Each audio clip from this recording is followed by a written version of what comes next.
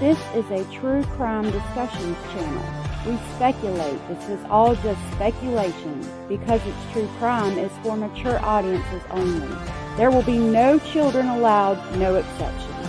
Everything on this channel falls under fair use. Please remember to like, comment, subscribe, and share. It's free.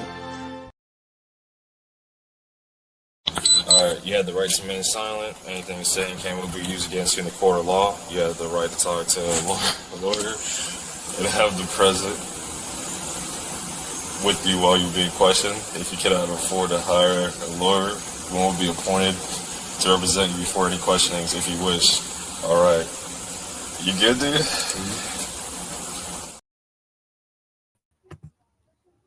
You good, dude?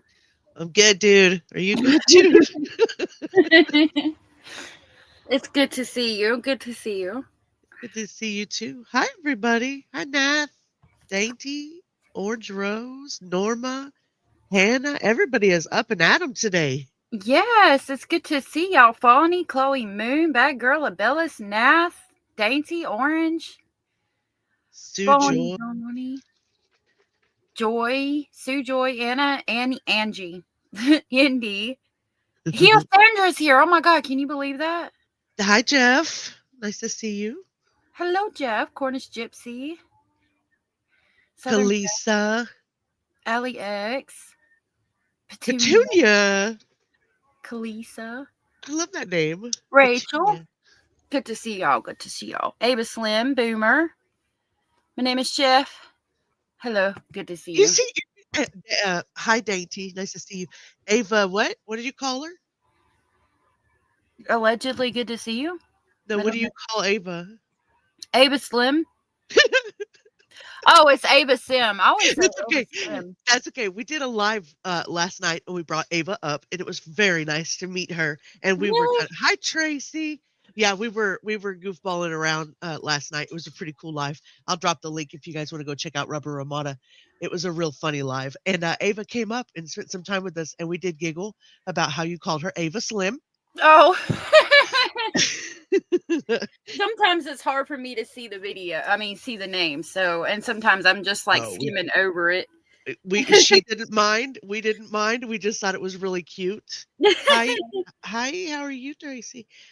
Southern Cats, welcome in. Anne, I see you in here. Good. Anne is always here.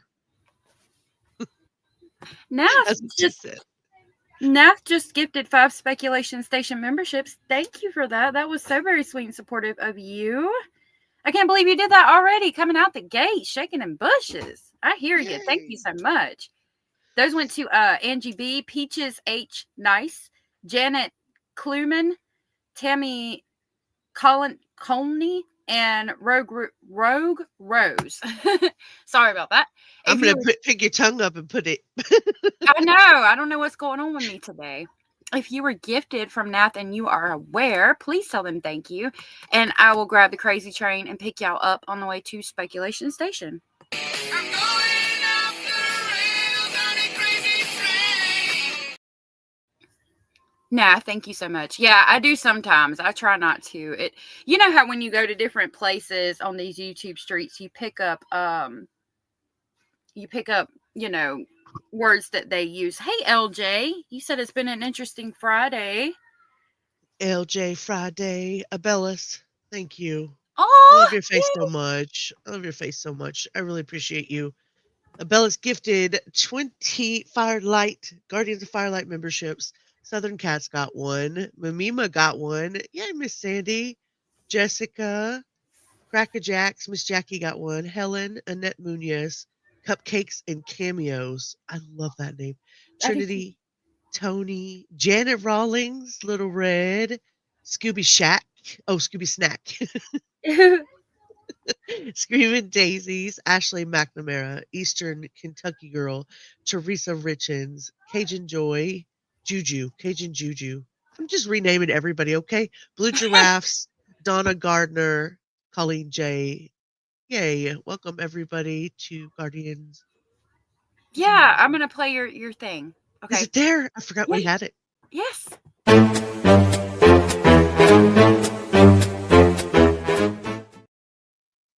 Thank love you, that. Abellis. Thank That you. was so sweet. And Indy coming through with a super sticker. Thank you so much. I really appreciate that. Hey, Miss King of Anything. Thank you, Andy. That was so sweet and supportive of you. I really appreciate that. Thank you so much. Miriam, good to see you. Nobody's acknowledging you, Rachel. I see Rachel. you. Oh, I don't think Rachel's on my side. Okay. So, She is. She is on your side, actually. oh, I see her now. Yes, you said hi to me. Nobody has been acknowledging me the past few lives. Oh, I'm sorry, sweetheart. I'm so sorry. Well, I'll try to Rachel, make we sure. see you. I'll try to make sure that sometimes if it's not on like all messages, it doesn't show up. So I don't know. Sometimes YouTube and StreamYard is weird. I'm so sorry. Heathen and Lisa Lynn, good to see you. I'm so sorry. I hope you don't think that you're forgotten or anything. Never that. Never that. No, absolutely not. I wonder why it does that. Okay. So, Indy, you are not required to. It's just very appreciated. So don't spend your whole paycheck on giving out super chats. oh yeah. Oh, We that love you. We love you anyway. yeah, we love everybody regardless. Nat just gifted another speculation station membership. That went to Amanda D. If you are Amanda and you are aware you were gifted, please tell Nath. Thank you, Nath. That was so sweet of you. Hello, Like hello, the other Rachel. the other all the Rachels are here. I'm gonna grab the crazy train and pick y'all up on the way to speculation station. I'm going off the rails on a crazy train. No, you didn't miss her, Belly Belly. Jeff said I clicked the thumbs up for both of y'all. Thank you. Thank you. Don't Appreciate forget that. to hit the thumbs up. Okay. So So, where did we leave off? um I Oh, don't know. Brian Koberger. Yes, Yes, that guy. Bryan Koberger. And we have a lot to talk about. I know you got some information that should be interesting for us to talk about with that. Um Jessica, Belly gave you your membership, and I really appreciate you coming by. Thank you so much. aw. Aw, how Hi, sweet. Tony. Hey Tony.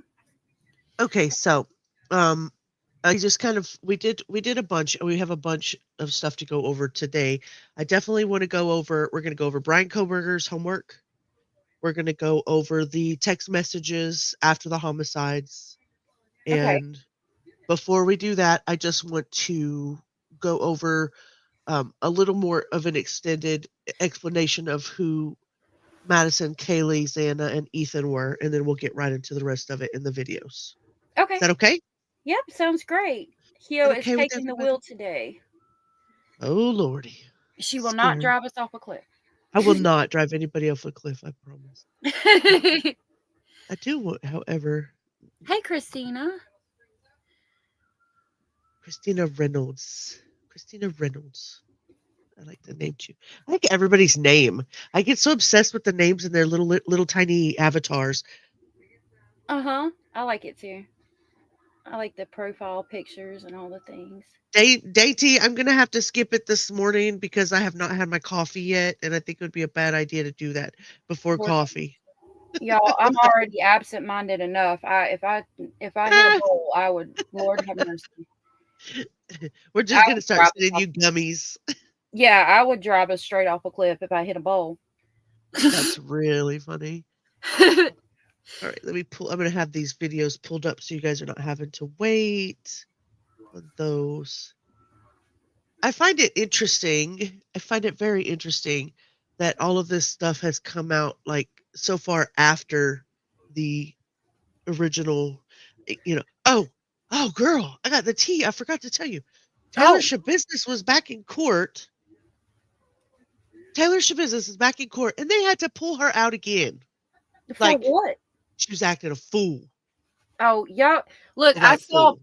I think I saw or heard. Well, I saw something about that in the Discord, and I was thinking, y'all got like, okay, what you got to understand is that jail is like really boring, and it's the same thing over and over and over again every day. So if you get some people, if they get to go outside of court, they're gonna do and act a fool just to have something to talk about, something to go back and say.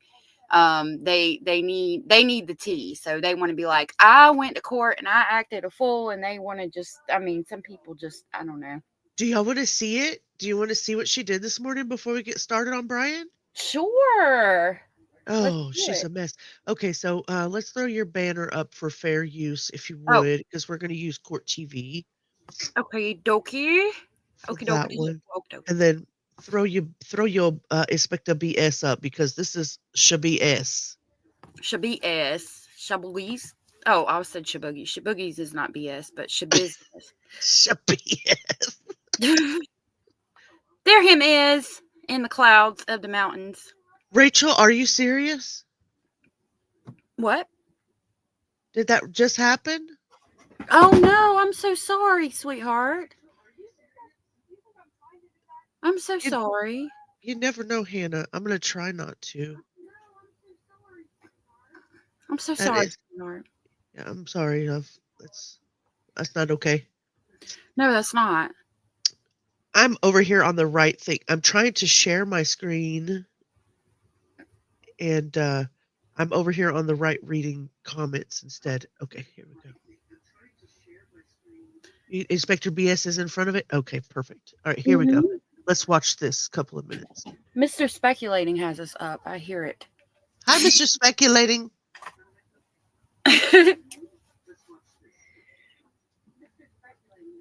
I don't hear anything like on my side, so I'm wondering if there's just nothing. He just heard you and said hello. I don't know if you heard Hello, Mr. Doubtfire. it.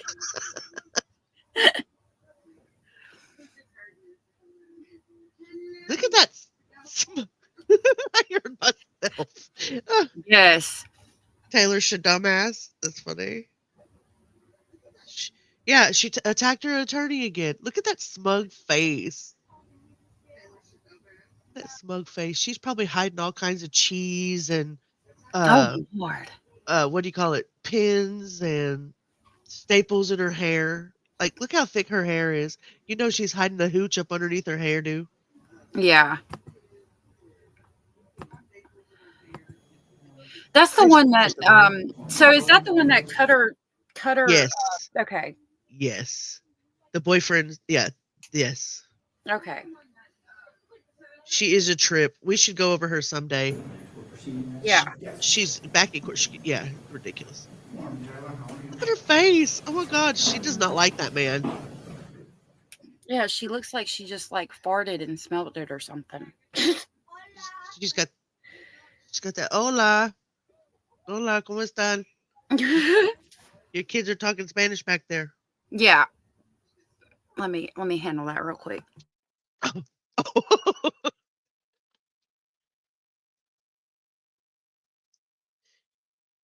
She sure did, Dainty. Strange is an understatement, Norma. Yeah. She is a trip, man. I heard it. So there is sound in the court, but she's literally like 2 or 3 minutes in. Yeah, it came on for a second and then was cut off. Oh, Fonny, thank you for the support, sweetheart. I really appreciate that. She said, "What do we all think Shabiz issue MHPD?" Shabiz's issue. I think it was methamphetamine I was gonna say rugs. Rugs. at the time, but Oh, it's still now, rugs. It's still rugs. She's I wearing mean, all the rugs. yeah, she's wearing all the rugs. It's not as easy to get them in prison as you might think. I mean, well, depending on the Girl, area, I suppose. we were I was going over some stuff that Jumpsuit Pablo was doing, and they're talking about Wade Wilson and his ability to get what he needs while he's in prison. And it's here we go.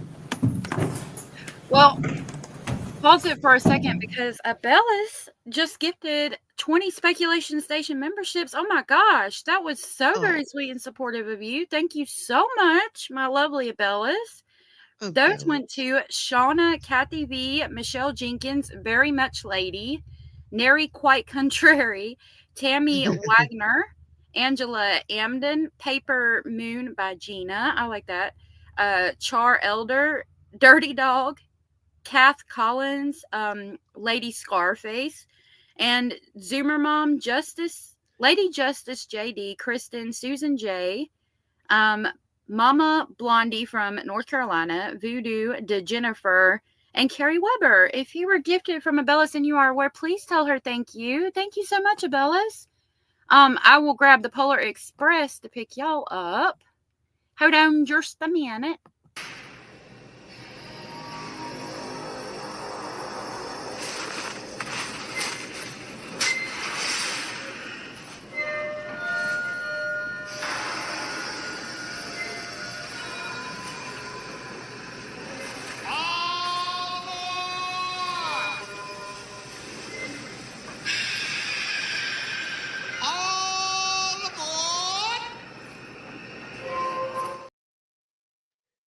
Thank you so much, Abellis. I really appreciate that. Thank you so very much. Just don't. It's okay. You fall and trip over the buttons. Just don't really fall, because I don't want nothing bad to happen to you. Okay. Falling over the. She said she was out there falling over the buttons. Oh Falling no. Oh. Anyway, what I was saying was, we were talking about. He was talking about Wade Wilson and how they're going over his things, about his ex-fiance Jesse, and he had taken up a huge GoFundMe and was like in the 90,000s plus, like, on money, and he had written her a letter that said he needed $1,200 a month to be deposited into his commissary or else, because he was buying $300 worth of rugs, Persian rugs, in prison every week. Wow. Yeah, so he said it's readily available, like way more than we realize in the prison side of it, but the jail side not as much, but the prison side of it readily available. I've never been to either one. I just have to listen to what I hear out on the streets. I don't know if it is or not. Occasionally classy. It's so nice to see you. Yeah, I've been to county, but I've never been to prison, so maybe it is more available I in don't prison. know. I mean, I know. I got a cigarette and a lighter in there, which you're not supposed to have, and we can only imagine how the lighter got into the jail system. But Are um, vapes legal in these places? I think now they're doing like some in some prisons. They sell vapes on canteen, but um, LJ, I'll look up after the live and see what I can find. If I find anything, are you in the Discord? If I find anything, I can post it there. yeah, that would be interesting. That will work, or he can come in through the American side and be yeah. Oh, goodness. I'm sorry. I'm so sorry, sweetheart.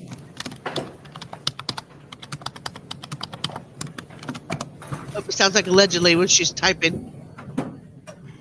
I don't realize how loud it is. I'm sorry, y'all. It don't bother. I like, it's like comforting to me to some degree on the little keyboard. Look at her face. She's so smug. Ugh. Yep. She's thinking about what she's about to do too. And her eyes are all swollen. All right, the court Hey, will call 24 CF Occasionally 1048 State of Wisconsin versus She's got Taylor nothing to lose. Schabusiness appearances. No, she's probably trying to make herself look as crazy as Taylor possible. Schabusiness is personally present. She is in custody with attorney Curtis Jelka. All right, this matter is set for a preliminary hearing today. Mr. Jelka, what's the status? Your Honor, my understanding is we are proceeding. All right, Mr. Leach. Your Honor, I'm just checking in on the status of my officer. I expected her to be here, but I'm also having connectivity problems here. I might need to run upstairs and see if she may be upstairs. If I can have her. Sure. And Judge, it sounds like just one witness. We're asking for sequestration, but that may be a moot point. All right. It is one witness, Your Honor. Holy hell! the fuck down.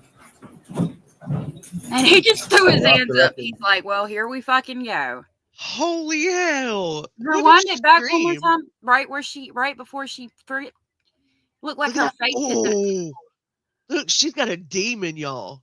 That gives me chills. She's like, she's got a demon in her. Oh, It looks like her face hits that table too. Where? All right. It is one witness, Your Honor. Oh, okay. It didn't hit the table, but they knocked her down right down immediately. He's He just like like, throws his hands up. well, Wow. here we go. Hey, Content and Joyous and Princess Pillow. That was Wow. interesting. She really had like that demonic face. What does she yell too? Did you hear I it? She was couldn't like, tell. Hey, Lemon We're Lime. asking for sequestration, but that may be a moot point. All right. It is one witness, Your Honor. Rasaraya. He took her right down. He didn't even move. We're off the Yep, record. he's like, here we fucking go. That's insane. Literally, that's insane. You're seeing insanity in front of your face. Yeah, she's probably trying to get that insanity defense. All right. Yeah, it took enough people to get her, right, Ava? She's ridiculous. Maybe, Allie. I don't know. Is that what she said? Charlie Chaplin dancing. What did she say? What did Allie think she said? Masturbator. What? I don't know. Rasarara was all I heard. Maybe masturbator. That sounded close to it. You never know these days. You never know. She yelled. Chloe said she yelled WrestleMania. WrestleMania. Okay. Well, it could be WrestleMania. She thinks she's Cody Rhodes.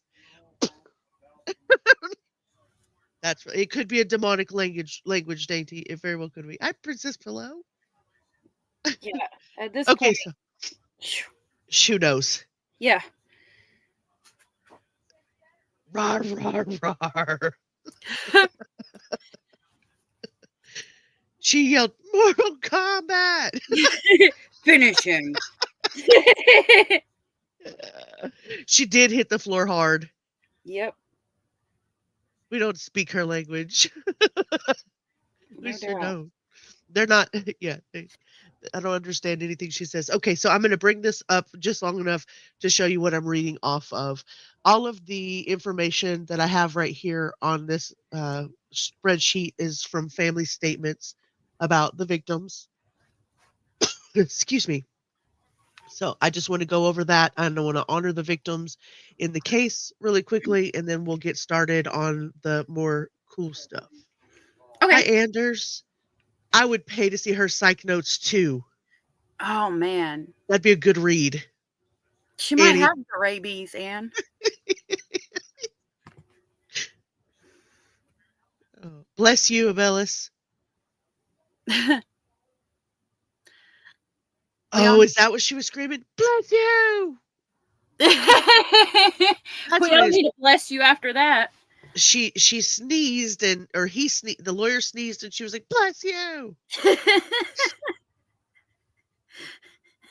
She does gets need her to see down the to the judgment. ground. Damn, I was just trying to save his soul. Cajun, I see you over there. Welcome in. Yeah, you can't get them because of HIPAA. We'll get them somehow or another. Okay, Kaylee Consalvis, 21. She was a senior. We talked about her the other day. She was majoring in general studies. She was set to graduate in December of 2022, had already secured a job in the tech industry. She had, in quotation marks, everything going for her, according to her sister. She had recently purchased a new Range Rover and was planning to move to Texas for her job with signs of a bright future. Xana Kernodle, she was a junior from Post Falls, Idaho. She was majoring in marketing. She was described by her sister as happy and loved with a lighthearted spirit, energy to every room she was in, and she was known for her goofy, loving personality, as always with friends. Ethan Chapin was 20. He was a first-year student, a freshman from Conway, Washington. I think yeah, I did write that, near Mount Vernon. Ethan was majoring in recreation, sport, and tourism management. He was a triplet. He and his brother and sister were all freshmen at the University of Idaho together, having just turned 20 in late October of 2022. He was 6'4". He was known as an easygoing, kind soul who loved sports and outdoors. All four friends are part of overlapping social circles at the University of Idaho. Maddie, Xana, and Kaylee lived together in the house on 1122 King Road. Ethan was not a resident at the house, but he was still deeply connected through all the relationships and all the friends in the house. On the weekends, excuse me, on the weekends, he often stayed with Xana. The two surviving roommates who were not harmed are known as Bethany Funk and Dylan Mortensen. They lived on the first and second floor. Both surviving roommates were quickly cleared as suspects by police and have managed to maintain a low profile until we get their texting notes this last month. There's my transcript on that. So now we can Thank move you. on to funner things here. Let's talk about these text messages. There was let me bring that back up just for the timeline purposes on my side. Only 3 more days of retrograde. Phew, thank goodness. I do feel sorry for the other triplets. It would be so hard to be, part of to be a trip like, you've been together since conception and then Oh to yeah. lose one, gosh. I mean, I couldn't imagine. I can't even fathom losing my brother who's I mean, he's only 14 months apart from me, but one you're actually like in the womb with from the beginning and then losing that connection. I can't. It Right. hurts my heart. Yep. Mercury can't get back in line fast enough. This was a bad retrograde phase. I so one someday we'll have to have a stream over on my side, and I'll have to bring you all up, and you'll have to tell me about this Mercury in retrograde. I haven't studied anything on it because I'm waiting for this audience to tell me. 'Cause I'm not versed in the ways of the Mercuries and Astrology. stuff. Yeah, I'm not Yep. versed in the ways at all. Not at all. So just a brief timeline. I won't keep it long. So the night that the homicides occurred was 11/13 of 2022, somewhere between the hours of 4 a.m. and 4:25. 11:58 a.m. 911 was called. They reported an unconscious person, the roommates. On 12:30 of 2022, they arrested Bryan Koberger, and this is just a brief. There's a detailed stuff we'll go over at some point, but the grand jury indicted him on March 17th of 2023, and then his trial is scheduled to start in August the 11th of 2025 with jury selection. They think it's going to take up to 2 weeks to do jury selection, and they have 4 long months slated for the actual hearing.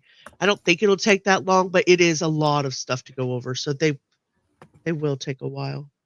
Yeah, all the way you said, I apologize. All the way from October to November or No, September? August to November, they're doing jury selection. They, from what I can tell down here, let me make sure I'm not lying to you.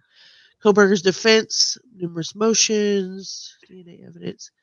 Bu- bu- bu- I thought you said the Yeah, trial was like August of 2025. The jury selection starts.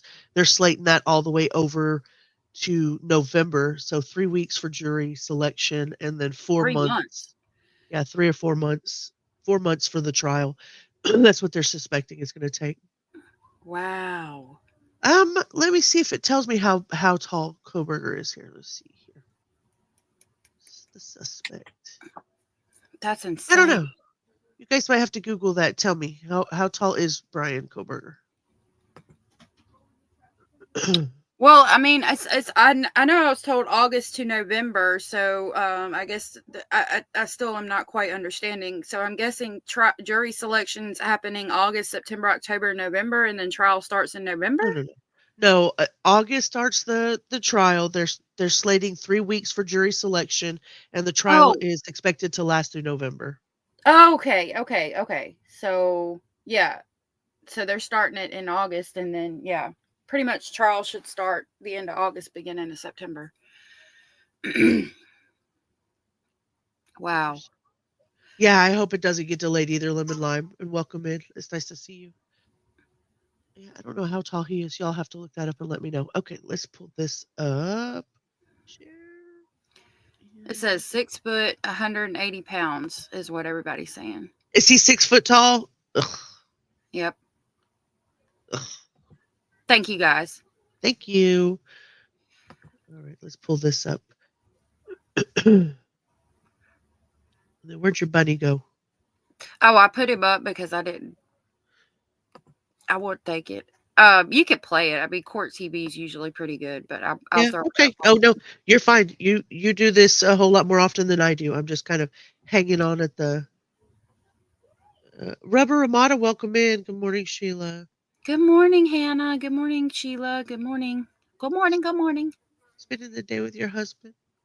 Aw, that's Okay, good. let's go over this. So, the surviving roommates have text messages that came in after the homicide. We have the documents. We're going to go over that. Let's watch this one first, so we kind of have an idea of what we're going to see here. I agree, Princess Pillow.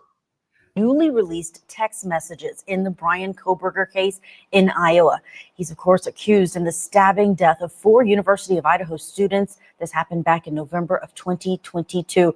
And the court has now released or unsealed some of the chilling words of those surviving roommates the night of the murders. Joining us now, Court TV legal correspondent Kelly Craft. Kelly, fill us in. This is every day it seems like we're getting more and more out of this case. Yeah, we sure are, Ted. Good afternoon to you and Julia.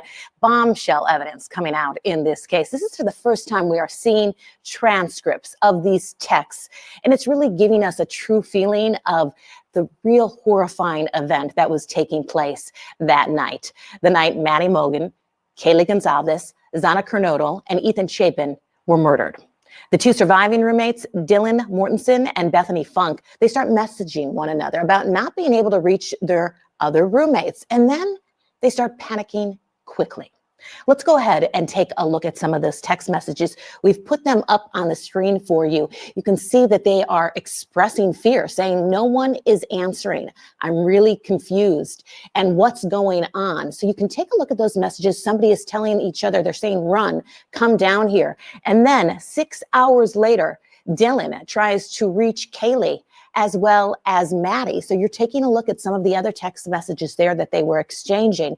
Now, we did get a glimpse of these yesterday because this is when they were first posted to the docket, although there's been talk about them over the last several months. So terrifying for the students that were in there, and this court filing in general really sheds light on the time frame, which is so important for prosecutors in a case like this, to get that timeline established. Ted and Julia? It really is, Kelly, and that's terrifying just to know what was happening inside of that room. I think I was shocked that it took so many hours before they even realized that their friends were deceased, and for 911 to get there, they only responded just for Xana because that was the first friend that they were realizing was not responding, and they thought maybe she was unconscious.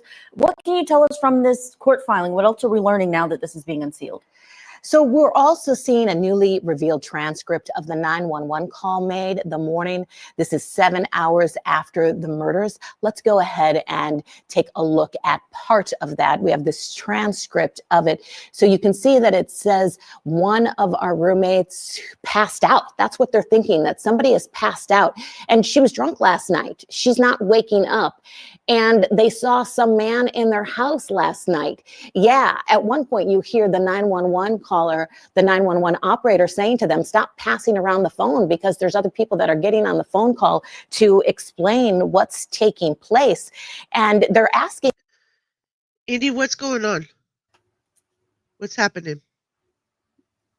What's wrong? You fit in just fine here. What's happening? I've just seen one message from you. I don't know if like sometimes YouTube blocks your messages, because I saw this is the last message I saw from you. So I don't know if YouTube has blocked your messages, but it will, like certain words and things. But I've been watching the chat, and this is the last message I have before you said that.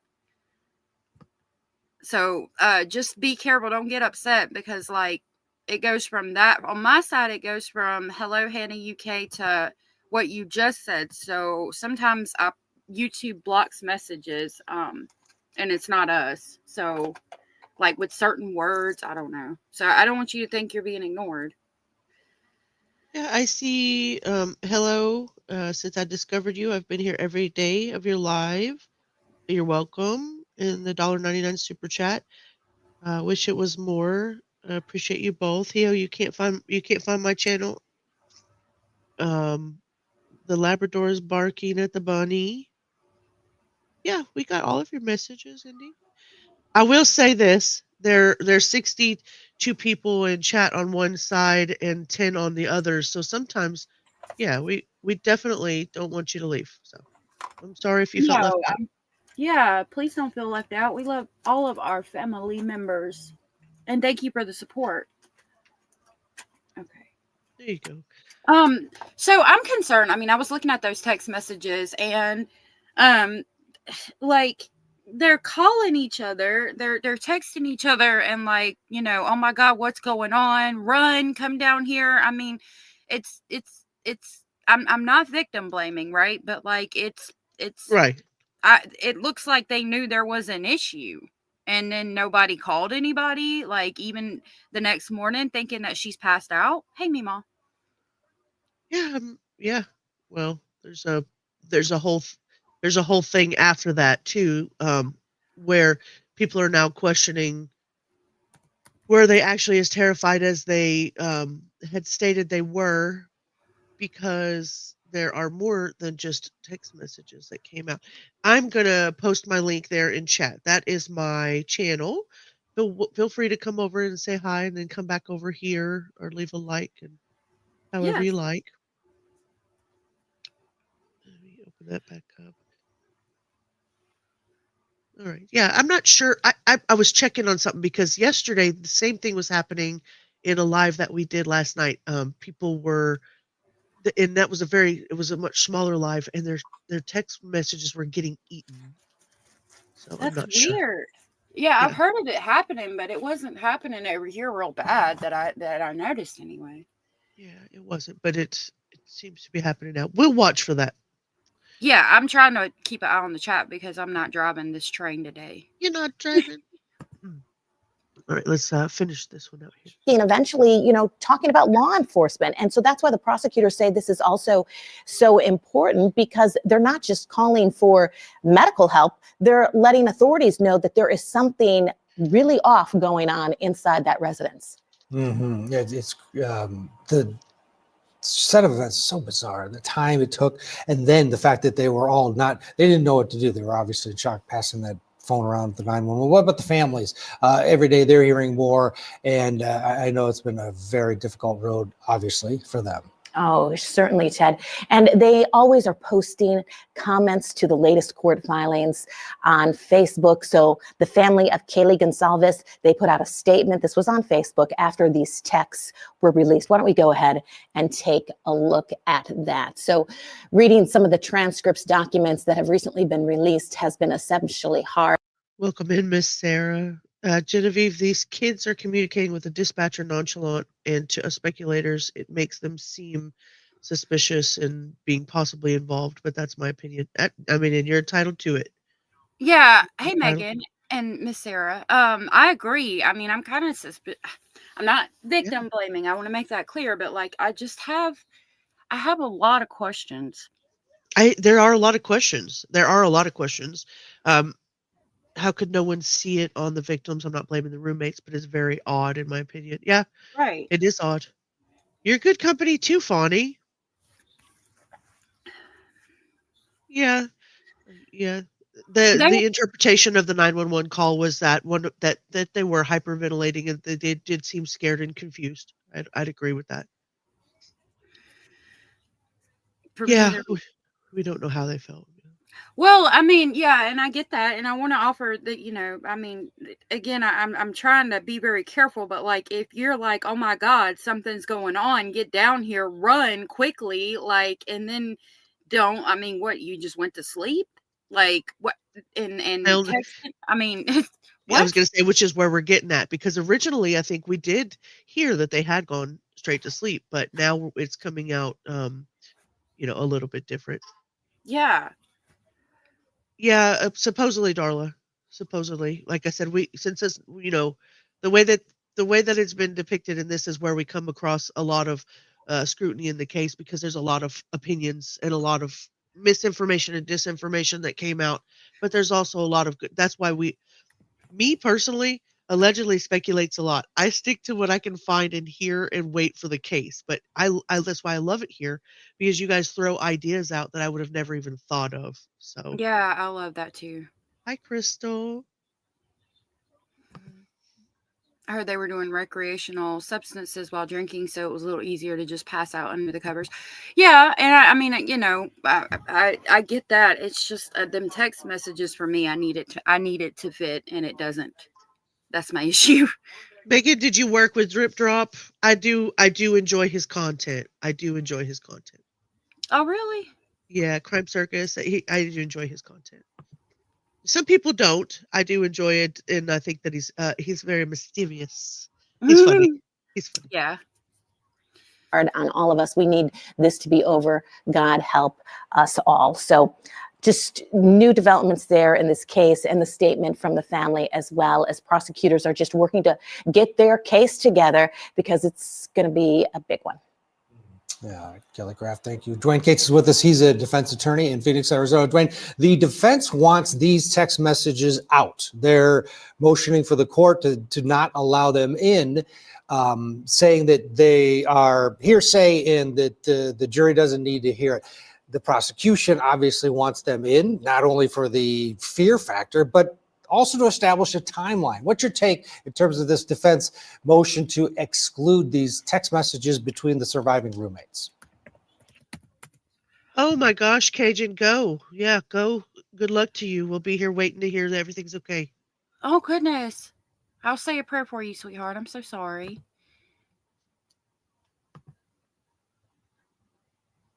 Yeah, I think they passed the phone around to 3 or 4 people.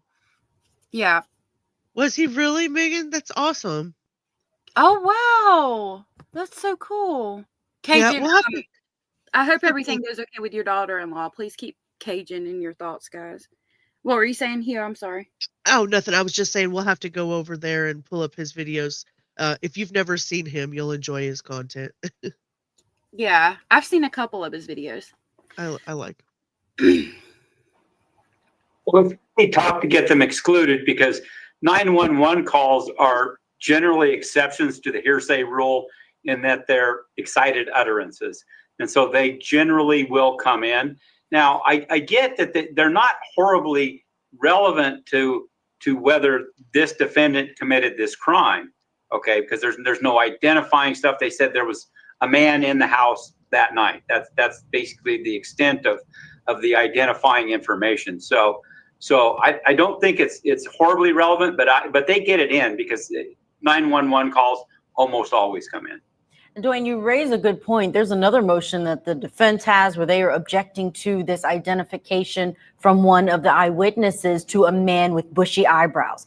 And they're objecting to that descriptor of bushy eyebrows because it was used by police to look at the license plate picture of Bryan Kohberger, determine if perhaps he could be their suspect, even though they didn't have a lot at the time to go on. But your thoughts on if they'll be successful in trying to keep that identification out, which is more specific than a man being inside with a ski mask on? Yeah, that probably comes in. I mean, it is relevant, okay, and it's. Welcome in, Pamela. Thank you so much. I like the way you spell your name. Yeah. Thank you for subscribing. I appreciate that. That was so sweet of you. I did want to say, because I know Rachel said we were talking about Indy, and then Rachel said she felt left out. I will let y'all know that when I do Madeline Soto lives, there's like anywhere between it's usually like at least about 200 to 500 people. And when that happens, the chat goes so quick, and I try to read, but it's really hard to read and then run because I'm usually doing it by myself and see the chat when it's flying. And then when I'm trying to grab screenshots or YouTube videos. So I did want to let y'all know that I don't ever feel like I'm ignoring you. When it stays like this, it's a little bit more personal. So I don't want anybody to feel left out because I love you all. Oh, I'm sorry, Fawny. Okay, so I'm going to say this out loud because this is my personal opinion. You take it however you want to. whenever you're discussing a case with somebody individually and they start describing their characteristics, try not to generalize about a whole portion of people. Try to think about they're just talking about this person specifically, and try not to generalize you, because I don't want anybody to feel, especially in some of these cases, a lot of the stuff gets emotionally charged with things. So don't take it on you personally. Look at it, as from the perspective of they're trying to catch somebody that is going around stabbing young people. So I know it's really hard to look at it from that perspective, but it's not going to be a personal attack, but they're definitely going to have to call out certain aspects of what he looks like, and his facial features and his eyebrows being bushy, and it being, related to who his, his genealogy and where he comes from. But don't take it personal. You can see his eyebrows there, though. They do look a little bushy, especially with his eyes wide like that. Like, could you imagine just seeing that in a ski mask if it was him, just them eyes and then eyebrow? Oh, Lord have mercy. Yeah, Fonnie was just saying that she, felt a little like, kind of like a little singled out based on the type of, yeah. I want everybody to feel welcome, but his eyebrows being bushy or not bushy doesn't have anything to do with, with where you come from or anything. Oh, okay. I thought you were being serious. I was like, please don't get all emotionally charged about this man's eyebrows. You had me going, Fonnie. I was like, oh gosh. Need some Z so you don't think they're bushy? I think I could see it. I could see it, but yeah, it's not as bushy as some. Norma said, right. Willie, the groundskeeper, was caught up on false charges based on the description of his eyebrows. Okay. It's a joke. Okay. Fonnie, April Fools to me. Thank you. Yeah, he does have a hooded brow line. Absolutely, Megan.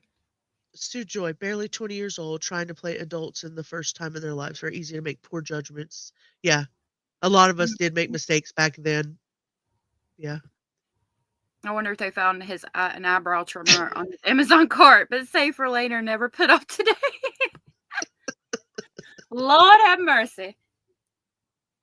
Oh, goodness. Now Basil's demanding attention. Stand up, Basil. Stand up. Appears to have groomed since the incident. Does he? Yeah, if somebody said that thought I was guilty of a crime and said I had bushy eyebrows, I would be shaving them completely off. What eyebrows? What you talking about? And we're gonna go over his homework on walking through the crime scene and what he would do. The first thing I would do if I were gonna do that would be making sure that every hair on my body was gone. Yeah. Good morning, Carolina.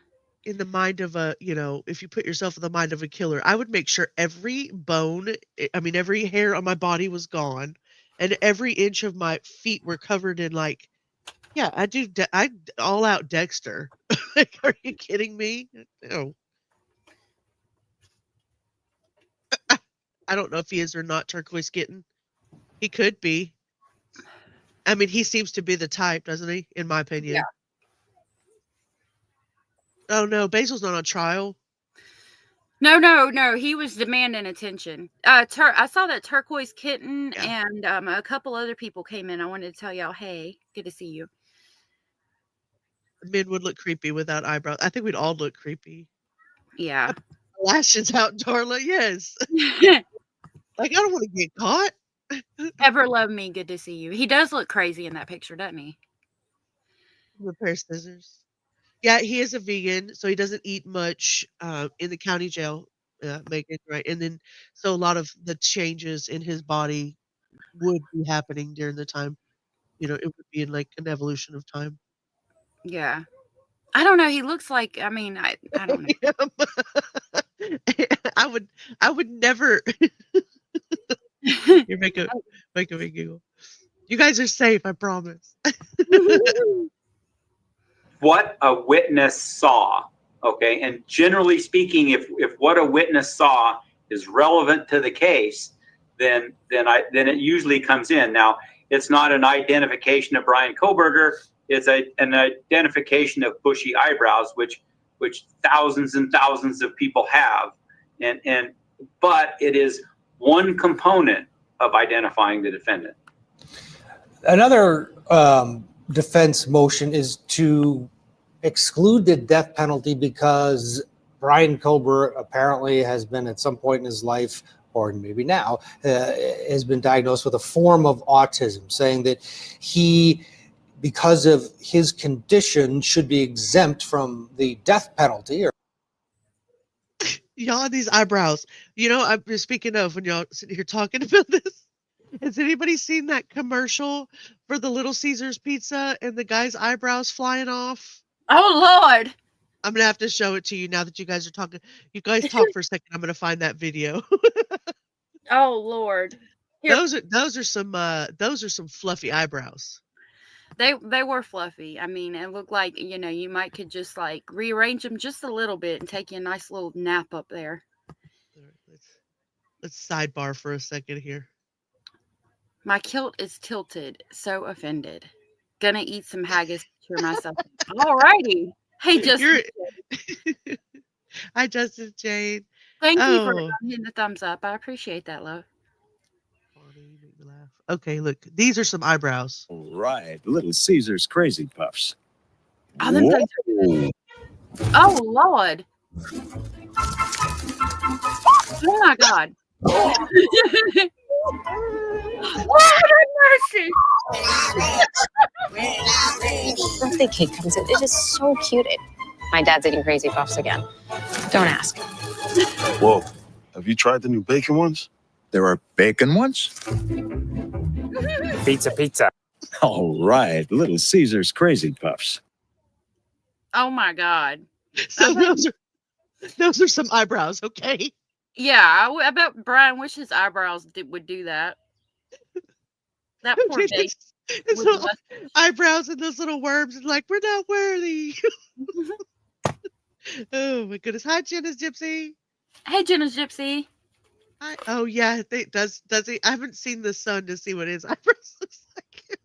I remember him from American Pie back in the day. Oh yeah, that movie was hilarious. A Life in the Dance makes me want to cry. Oh, don't cry. Don't cry. We're not here to cry. Don't cry. Oh no. I was just going to talk about this one time at band. Oh, is that the one time at band camp? Yeah, but somebody's crying, so I won't. No, Fonnie, she's a mess.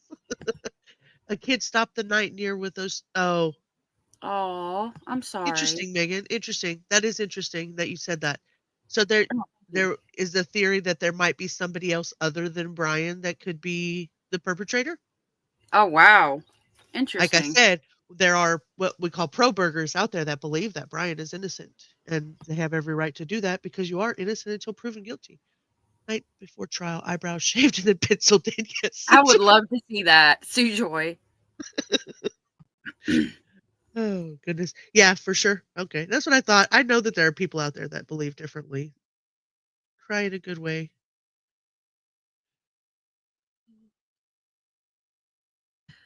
Are you all wondering what a digital forensic expert found on Dylan's and her father's phones, or what firearm specialist is going to testify for the defense? I find that more interesting. No, I haven't looked into those kind of specialists in particular. I would think it's somebody high up in the field, but I would have to do some research to who's best known for it. I would think whoever's best known for it and local to the area, the best known person that could get to the courthouse pretty easily. Oh no, I think they're asking if we are wondering what type of evidence was actually found. Oh, I apologize. No, that's okay. And I'm not sure. I'm not sure because we haven't so I preface both of these lives by saying that both allegedly and I are coming in very late to the game on this case, and so we're looking at this from a perspective of you guys are teaching a lot. So yeah, I'm not sure what kind of evidence they'll testify to. If there are things then there's definitely a lot of things that I don't personally know about. I don't know what the firearm specialist is going to testify to for the defense. I do find it interesting though. I do find it interesting. Hey Peach, Tampa Bay. Luigi Mangione has bushy eyebrows too. Yeah, Oh yeah. Yeah. that one's questionable. I think we broke that when that happened, or when he got arrested. I Joyous got in trouble N. for it. Yeah, we got in trouble Yeah, for it. I thought so. Joyous N just gifted 10 Speculation Station memberships. Thank you so much for that. Those went to Low Tears, Krista, D Riggs, Courtney Doolin, Brandy, CT, Starshine, Kez Connor Family, Boo Boo Kitty, and Mercedes. If you are gifted from Joyous N and you are aware, please tell them thank you. And I will grab the crazy train and pick y'all up on the way to Speculation Station. Thank you so much, Joyous. I'm going off the rails on a crazy train. Thank you. That was so sweet and supportive. I really appreciate that. Jenna, thank you for subbing to my channel. I appreciate that. Megan says that there are a lot of other frat kids that also have those K-bars knife. Hi, Exquisite. You're not late. You're Hey, just on time. you got here right when you were supposed to be here. Yeah, my husband was in the Marine Corps, and we talk about the K-bar knife, like I said, and being able to order it off of Amazon was just like, he was like, "What? Why?" And I said, "I don't know, but apparently a lot of people have it." And so he started doing a little research. He was like, "I can't believe that this is so. There's so much, memorabilia or stuff with the insignia from all of the branches just readily available, and it's a very popular knife. Yeah, very popular, Megan. Yeah." Y'all are killing me today. Y'all are being so funny. It's interesting though. So his Amazon list, we need to look at that at some point. It's But it's in here. It's in here today. So yeah, okay. The traumatized. Did Luigi work at Little Caesars? Yeah, that's what I was saying. They're killing me today. Y'all are funny. So the K-bar knife and the sheath, they found the sheath at the crime scene. They haven't located the knife, and then his Amazon list shows that he purchased. Well, he either shopped or purchased one after, according to the Amazon thing. Like I said, it's in this paperwork today. If we can get through this, we're just having so much fun chatting, aren't we? Yeah. On some level, an admission here, or I mean, I get that the motion isn't a straight admission, but what's your take on that motion, and do you think it'll be successful? That's that's important because in order to do the death penalty, it's got to meet certain criteria. And if you're below a certain IQ level, you have certain mental defects, there's a lot of things that go into deciding whether or not the death penalty is appropriate.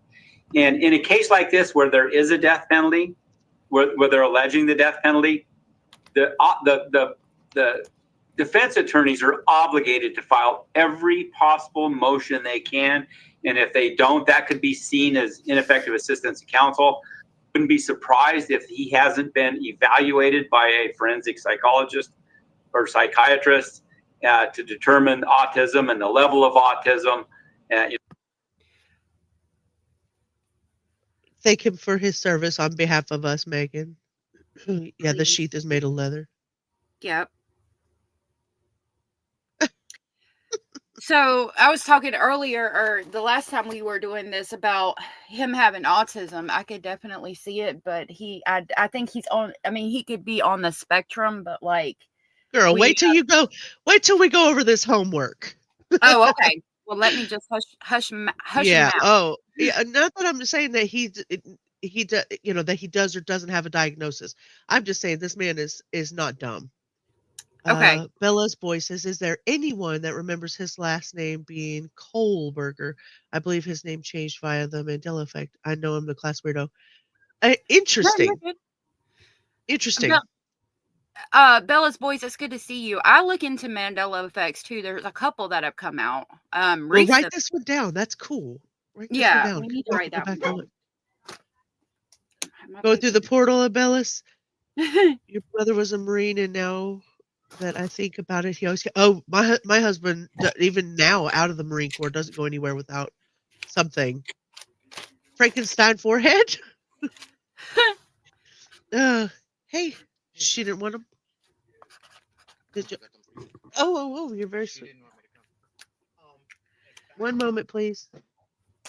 Where he's at on the spectrum and all that. And I think that's going to be important for a judge to consider whether or not to leave the death penalty on the table.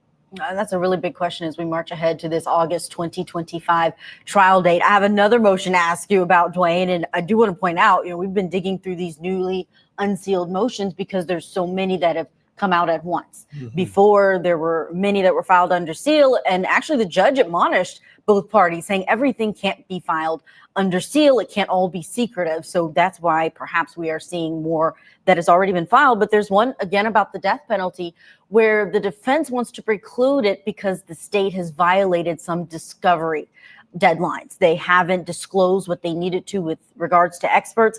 And they're citing the Lori Vallow case in Idaho, saying that's why the death penalty got pulled from her case, because the state didn't meet certain disclosure deadlines. And rather than prejudice her, they marched forward to the trial without the death penalty. Do you think that could be a strong argument, especially with that precedent there in Idaho? Who's passed away now? Oh, yes. Yeah, we haven't talked about it. See, there's so much to cover. We have not gone over that at all. The other guy, the Marine who has passed away now. The state's hiding evidence. They very well could be. Abellis just changed my name to $0. That's it funny. Said she put my name in and tried to say Xiosandra firelyte, and it auto corrected to $0. Oh goodness. He was murdered by Ellie. Need some Z's. Interesting. Yeah, there's a whole lot. Oh, well, absolutely. The modern true crime weapon of choice is a pizza cutter. Evidently. I'll keep that in mind, chat. Yeah, his eyes were dark. The body cams are interesting. Okay. Let's finish. $0. I love you, Abellis. Each state has their own set of rules about what has to happen in a death penalty case.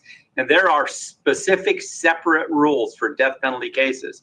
And a violation of those rules can take the death penalty off the table. And if there's precedent for something that really recent, where the death penalty was pulled for a violation of the same rule, then that's pretty powerful for the judge. The team, obviously, their goal, it seems, their major goal is to get him off of potentially of death row. They seem to be targeting a lot of their motions, especially as this has gone through. Okay, so I was just going to say that we just saw all of that happening in the Stephen Stearns case too, right? Throwing motions out and trying to, essentially throw spaghetti at the wall and see what sticks, because their one true goal is to get the death penalty off the table for him and keep him from getting killed. Yep, and you were saying that he has a bomb-ass attorney, right? That's what they say. I like Anne, but I just like the way I like her presence. We'll see a little bit of that today, but I like her presence in the courtroom. I think she's very serious about what she's doing. I think he is fully involved in his defense as well. So there's nothing like, regardless of what he did or didn't do, there's nothing like a person who can advocate. I'm not talking about Lori Vallow like pro se or Daryl Brooks. I'm talking about just like a person that works with their attorney to advocate for themselves. Always has, to me, has shown a strong defense. Right. Yep. Yeah. All of his attorneys are really good. Yeah, I agree. Towards that goal, it is a very high bar, and it should be to sentence somebody to death. But if you're going to conjure up a version of an event that might constitute the death penalty, I think a lot of people would argue that this is it. For completely helpless victims murdered by allegedly a deranged stranger. What's your overall take on the strength of the case from what we know now as we creep towards trial?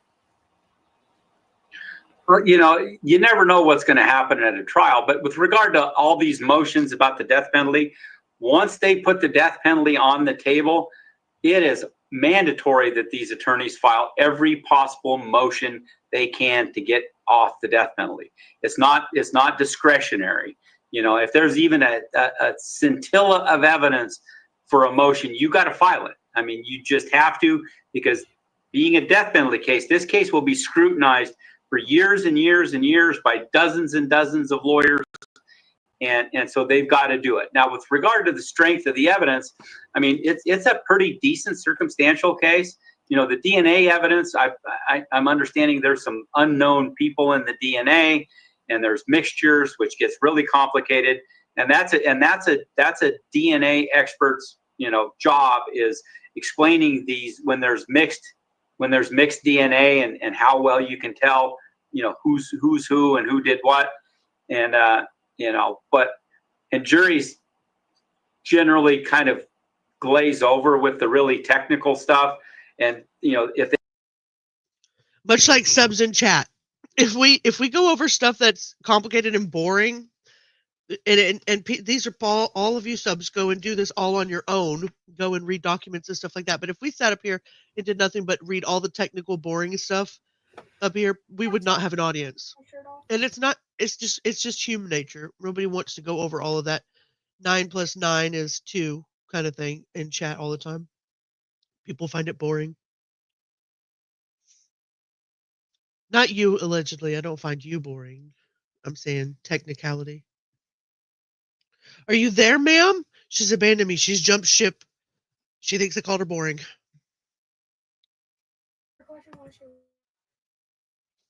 Are you muted trying to talk to me? Go, puppy. All right, let's see. Potential new evidence. That's the next video we're going to go to. Yep. It happened real time last week. Hi, Jennifer. You'll be doing some driving, so you won't be able to chat. All right. She's over there plucking her eyebrows. I was. You're not late. We got all the Rebeccas and the Rachels in the chat today. You're not late. You're right on time. Yeah, allegedly switched gears last week mid-live because people were tuning out. Yeah, it happens. Yeah. Chat, you see how she just tuned me out? You saw it. No, I had a situation. I apologize. No, Anders, I don't mean that the discussions of the death penalty are boring. There are some, you have a lot of different people with a lot of different. Okay, let me put it into perspective. If you and your family sit down and there's 5 of you in a room, just say it's like mom, dad, and 3 siblings, and you guys are talking, out of those 5 people, somebody's going to be bored AF. Right. It's just, it is what it is. Yeah. Oh, nice. I love documents. I love reading over the documents. I go to sleep and put on a playlist of allegedly speculating, reading documents. No lie. That's how we met. Aw. Yeah, that's how we met. Yeah, it's Hannah. In fact, we managed to keep Hannah's attention. You're not driving and plucking your eyebrows. I need to pluck mine. I really do.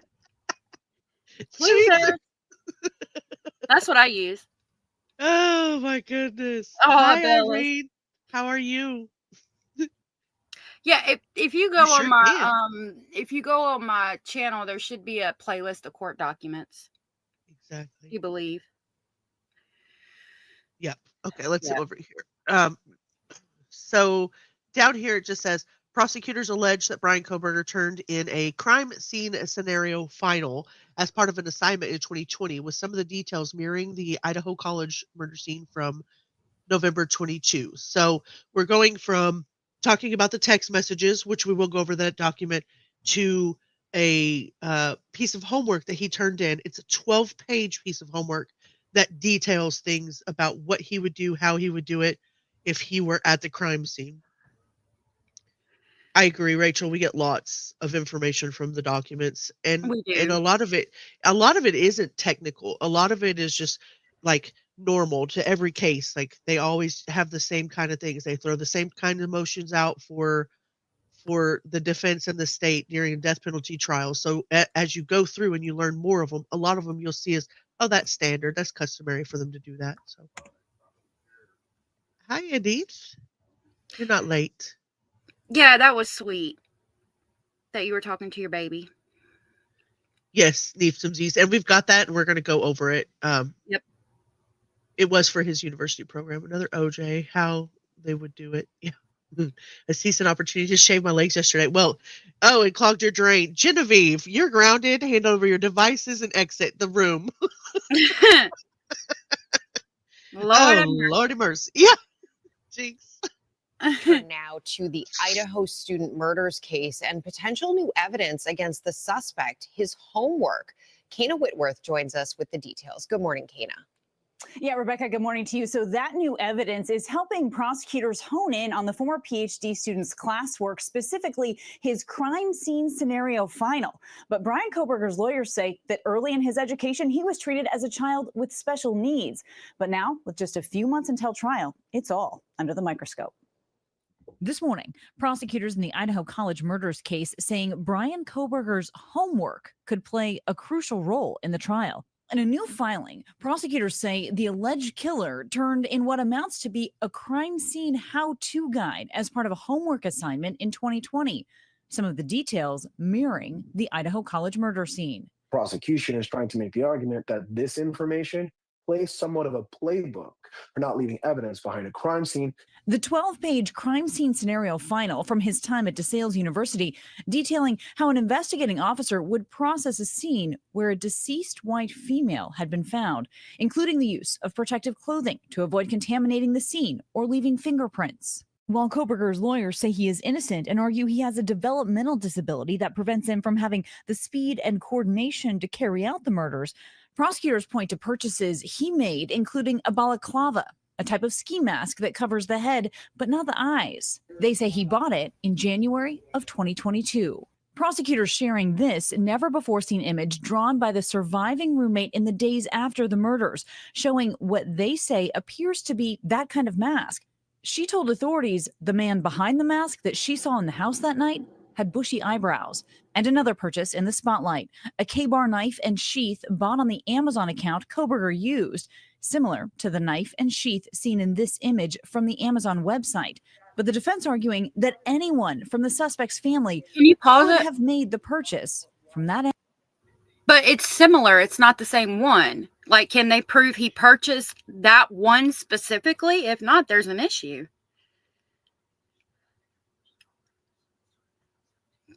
You can play it.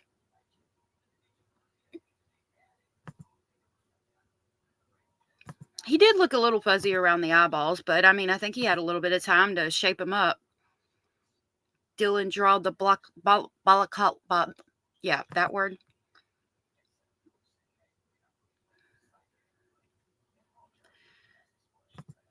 Hio has left the building. What are we doing here? Clicking on all the things. That's not accurate. It was L.E. who suggested the bushy eyebrows as well as the blah, blah, blah, blah. Really? I didn't know that. It was a good picture of him, wasn't it, Princess Pillow? That's funny. Hey, Cara. Good to see you. Balaclava. Balaclava. Reminds me of, like, the word cleaver. Balacleaver. Drew. Hi, everyone.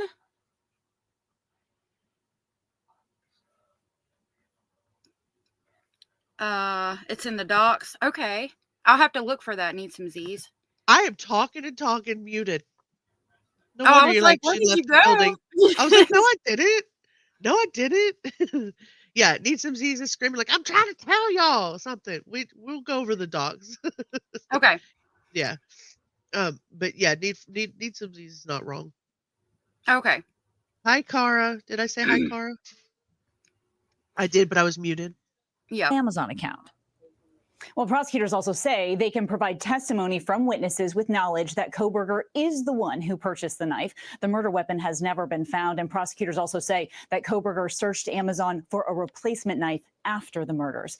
The next hearing in this case is on April 9th. Okay. So that next hearing is on April the 9th. All right. So.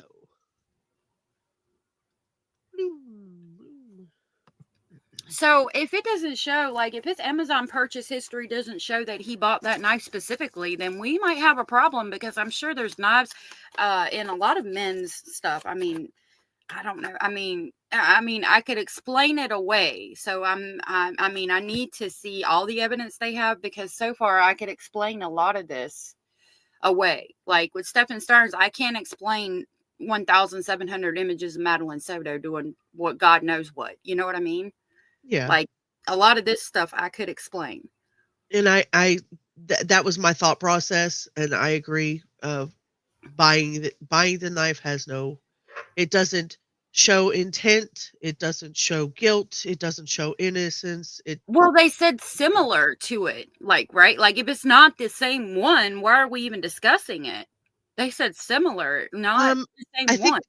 so. The idea behind it is that he had one before. A sheath was at the scene, and then he was looking for a replacement for what he lost. But yeah. So yeah, you're not wrong, Rich. Yeah. So the DNA. What the heck is happening here? We're both Oh, clicking, and is that what it he was? doing We're that both to each clicking on the other. same one. It's like off and on. Wasn't it his father's DNA on the knife sheath? So it's touch DNA, and it was familia DNA was how they attached Bryan Kohberger to the murders themselves, from what I'm hearing. We're going to go over that too. We haven't got to the DNA part of all of this, Okay. and what they've all found, but I did do. Let me pull that up. I did do a little, I did my homework on that, on the evidence, because it's not just the touch DNA that's tying him to the scene, according to the evidence trail. Apparently, the knife sheath with the DNA. It was the one that's the K bar with the Marine Corps insignia on the outside, consistent with a type of military style fixed blade knife believed to be the murder weapon. The Idaho State Crime Lab discovered a single source male DNA profile on the snap button on the sheath. The DNA did not match any of the victims or known individuals in the house. The police obtained trash from Kohberger's family home and developed a DNA profile from Kohberger's father, which indicated a parent-child match to the sheath DNA. Essentially, that means that the DNA on the sheath was almost certainly to be Kohberger's. The forensic genetic genealogy was pivotal in the investigation. Initially used public genealogy databases to link the unknown DNA to the Kohberger family, then confirmed it via the direct sample. Kohberger's own DNA sample taken off after his arrest is expected to conclusively match the sheath DNA at trial. The defense has challenged the legality of the familia DNA search, but the court has ruled that it is lawfully conducted and obtained. Importantly, the murder weapon itself, the knife, has never been recovered as of the latest updates, but the sheath left behind provides the crucial link between the crime scene and Kohberger himself. Okay. That was part of the evidence. And then you have the surviving witness account, the video surveillance and the vehicle sightings, and the cell phone records, a footprint at the scene, and then the items that were searched and seized from the searches, and the victim's DNA or other DNA, digital footprints, all that kind of stuff, which we haven't gone over any of that. The only thing that we've talked about is the knife sheath. We haven't talked about the white Hyundai Elantra near the crime scene. We haven't talked about the suspect's phone being off during the murders and then frequenting the area prior to the murders and it being pinging in the area, likely linking his phone directly to the area through cell towers near the crime scene. The eyewitness accounts seeing the masked intruder with a bushy eyebrow seen by the roommate, matching the physical description of Bryan. Now, all of this that I'm reading is not my opinion or allegedly's opinion. I'm only reading off of things that I've been able to match off of the internet. So don't take it as fact. Everybody has a right and a responsibility to do their own research. So feel free. Okay. Yeah. A lot of circumstantial stuff. Blurry sightings of a white. No, I'm not saying that it is. need some Z's. I'm not, like I said, I have no dog in this race. This case is very controversial. All I'm reading is stuff that I found, and everybody has a right to believe what they want to believe, and I'm perfectly okay with that. Okay, so what do we have next? Do you want to talk about the homework that he found, that he had? Yeah, I have it pulled up. I was just reading the comment. Sorry. Oh no, you're good. Oh, okay. I didn't know what it was because I could just see like the quarter. I thought that was Oh what you. yeah, no, I had pulled up that spreadsheet that I had done some research on. So this is state's reply Oh, to okay. defendant's objection to motion in limine, self authentication of records in reliance on IRE 803 and IRE 902, all the different statutes. Hi, Shraddha. There are 70 pages in this. We're not going to go through every single one of these. The state seeks to rely on self-authenticating evidence as opposed to calling foundational witnesses in order to accomplish the same thought process. So, they are relying specifically to defendant's response, 1320 Linda Lane surveillance footage. We haven't gone through that. There's a hard drive provided for that. I have not seen it. It says the footage is maintained by a property management company, and the state would seek admission of this footage. The relevant footage is taken on November 13th, 2022, approximately 0.3 miles from King Road, the crime scene. The state may rely on video footage around 3:29 a.m. showing the suspect vehicle in the area of the crime scene prior to the homicides. The state is in the process of obtaining their certificate of authenticity. They say some say that it is and some say that it isn't, Megan. So yeah, I'm only reading what's in court documents. Guys, don't come for me. Don't come for allegedly. Oh yeah, no, you're good. Yeah, I apologize too. There's a lot going on here today. Yeah. Oh, you got a lot going on in the back end. Yeah. So I'm trying to. So I don't mean to sound like irritated. No, or you're anything. fine. You're fine. The Okay. totality of all circumstantial evidence combined with his DNA on sheath button snap plus evidence we have not seen yet. And we can't condemn somebody who hasn't been condemned, right? So we have to just go through the trial as part of the justice process. Mm-hmm. These things, so people are not getting one side of things. Oh yeah, need some Z's. You keep going. You're not bothering anybody. No, I like seeing the differing opinions and getting all sides of things, because you see something and you're like, oh wow, that's pretty damning, but then somebody else Oh is yeah. like, yeah, but you don't know about this, and then you learn all the things. So Yeah. You're leaning towards Koberger, but you're not sure. Yeah, I agree. I mean, I don't know. Let's see, I read that one. I was leaning on his guilt, but when I see I don't know what Ray testimony, I haven't seen that, so you changed your mind. Do you think they should have destroyed? So they did tear down the house allegedly. It was donated to the university, and the university decided to tear it down. They're going to put a monument up in its place. I know that when I first started watching the case, they had mentioned that they may have wanted to take the jury for an actual tour of the area. I think they actually did what the 3D thing. It's not the same here, but I don't know if they should have destroyed it or not. I don't know how long it should have sat there. If we're talking about a case that right away had gone through the system, like some of the other cases do, and seen right away, maybe they should have left it up so that if the jury wanted to come and tour it, or if any of the lawyers wanted to do it, they should have. But I don't know how long was it supposed to sit there as a, as kind of a shrine to death. I don't know. well, I think at least until after the trial. I think it's just so. Yeah, and that's the other thing, Blue Sapphire. Like if it's not Koberger, who is it? Right. Go ahead. What were you saying? Jeff said.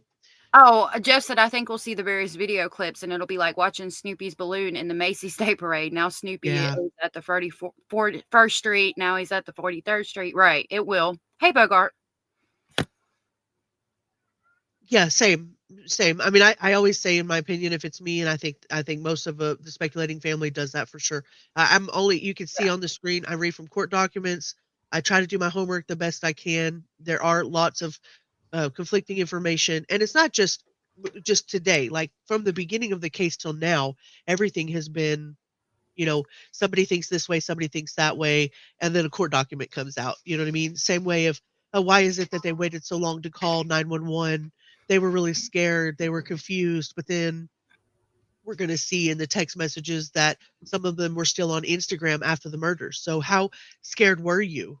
Right. I'm That's not an blaming the surviving roommates, but how scared were you if you're on Instagram at 4 a.m., after right. the murders?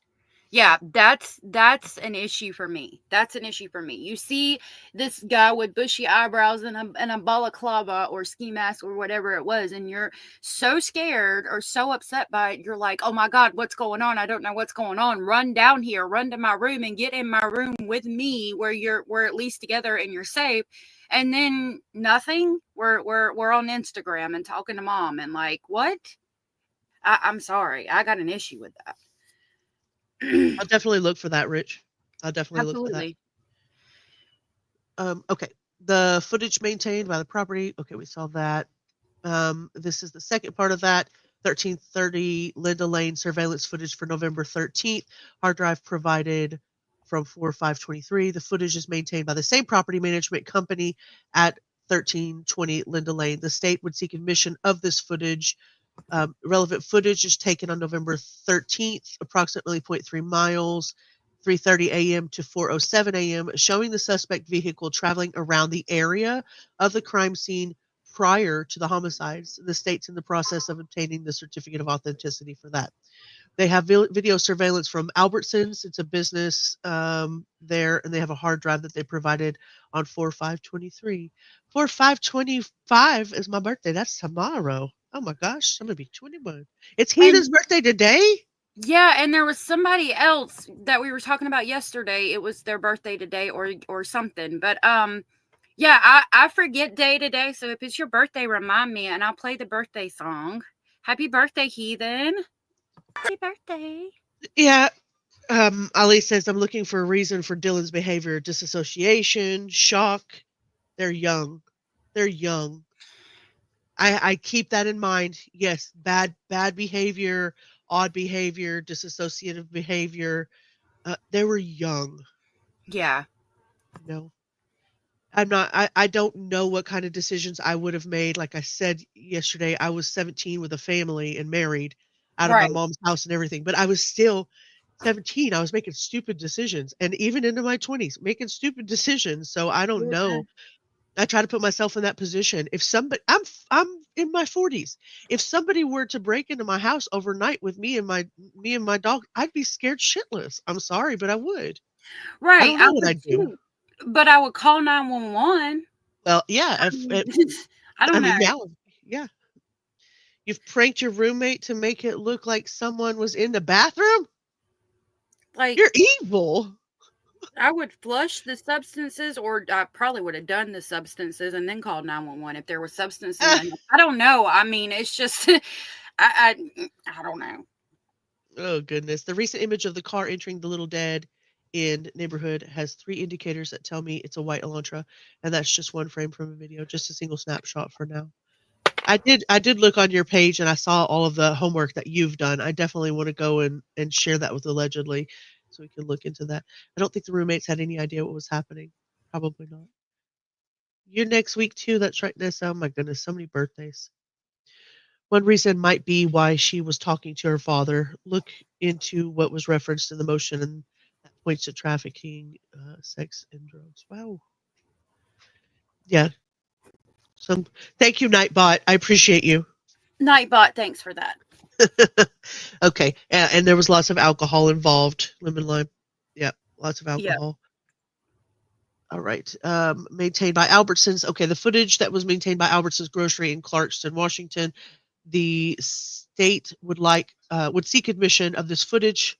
The relevant footage is taken on November 13th at approximately 12:46 p.m. to 1:06 p.m. to show defendant's vehicle and actions hours after the homicides. The state's in the process of obtaining the COA. Amazon financial and user records for Bryan Kohberger regarding purchase history. The state's attaching the certificate of authenticity that they already have, so that's good. They've already made sure to cross their T's and dot their I's in that one. It was included with an Excel data file that details Bryan Kohberger's subscription information. Excuse me. subscription information and order history from January the 5th to December 13th. At the trial, the state intends to offer the certificate with the attached records as an exhibit. Regarding click history, the state is attaching that as well, which is related to the Excel data file by the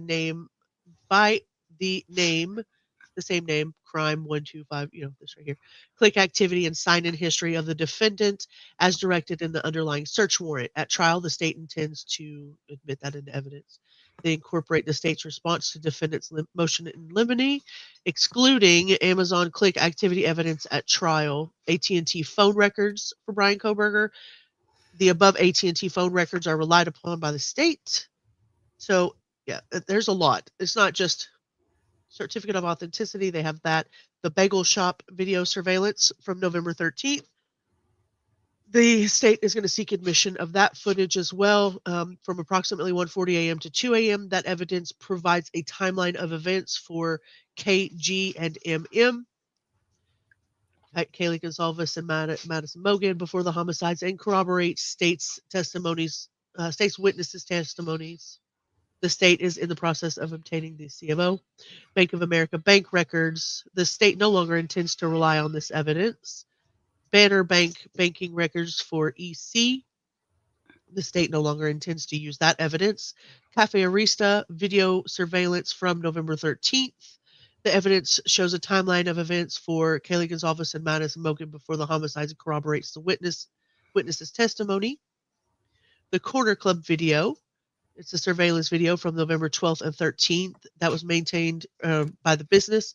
The state is seeking to admit that footage in for November 12th at 10:20 p.m. through November the 13th at approximately 1:37 a.m. That evidence shows the timelines for Kaylee Gonzalez and Madison Mogan before the homicides and corroborates the witness testimony. Corner Club financial transactions, Costco surveillance video, the sales student records. See, there's just a lot. Dick's Sporting. So, you guys, I will drop the link in the description box down below if you want to read over this. This is a 70-page. This is a good read right here. This is a good read. There's a lot of evidence, a lot that they're relying. Wow. Okay.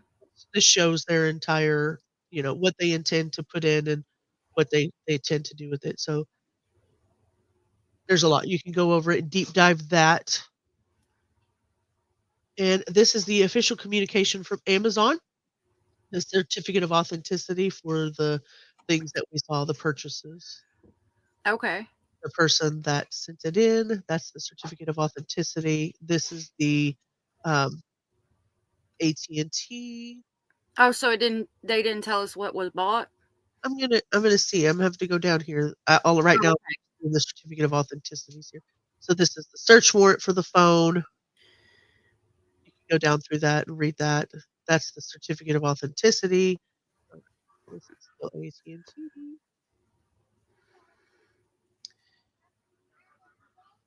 Yep. Yeah, that's the AT&T. There's the store receipt for the Corner Club. We may not get the Amazon in here unless they have got the certificate of authenticity. I'm not sure, so we'll see.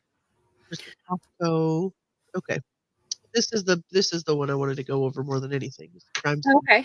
This is the final. This is the paper that he wrote. Oh wow. Yeah, and